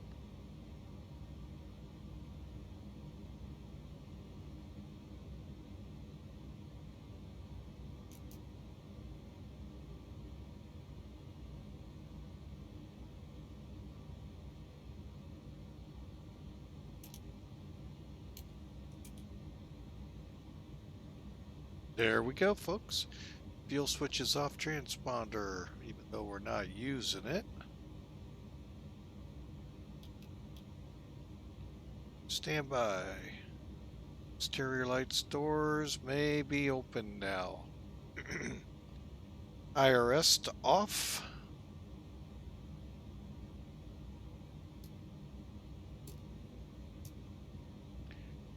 Emergency power switch can stay. We're gonna go off.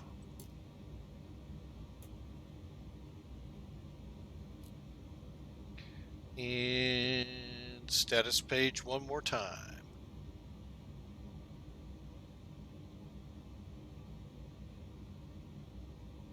Okay, we are good to go, folks. Let's get the chocks in here.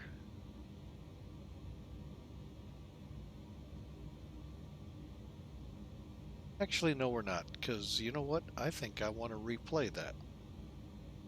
All right, so we're in here, folks. Welcome into Louisville. Real quick here, let's finish off with Sim Toolkit, or Sim Air Force. Okay, and just make sure it made it over there.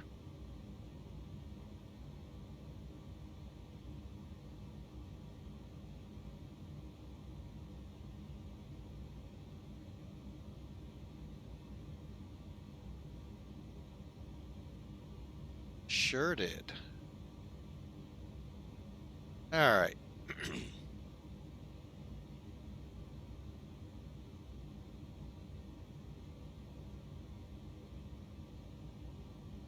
All right, folks, let's do some things here first.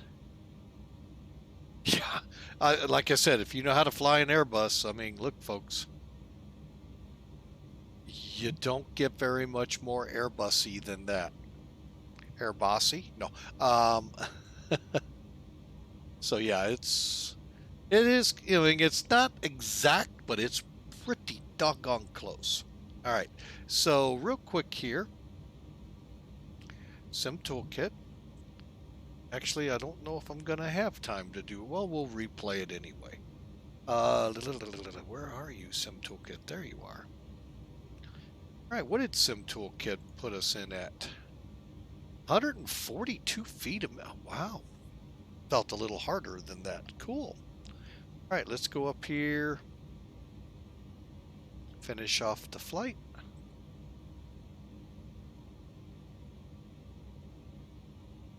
Click on it. View the details. View the full landing report. All right.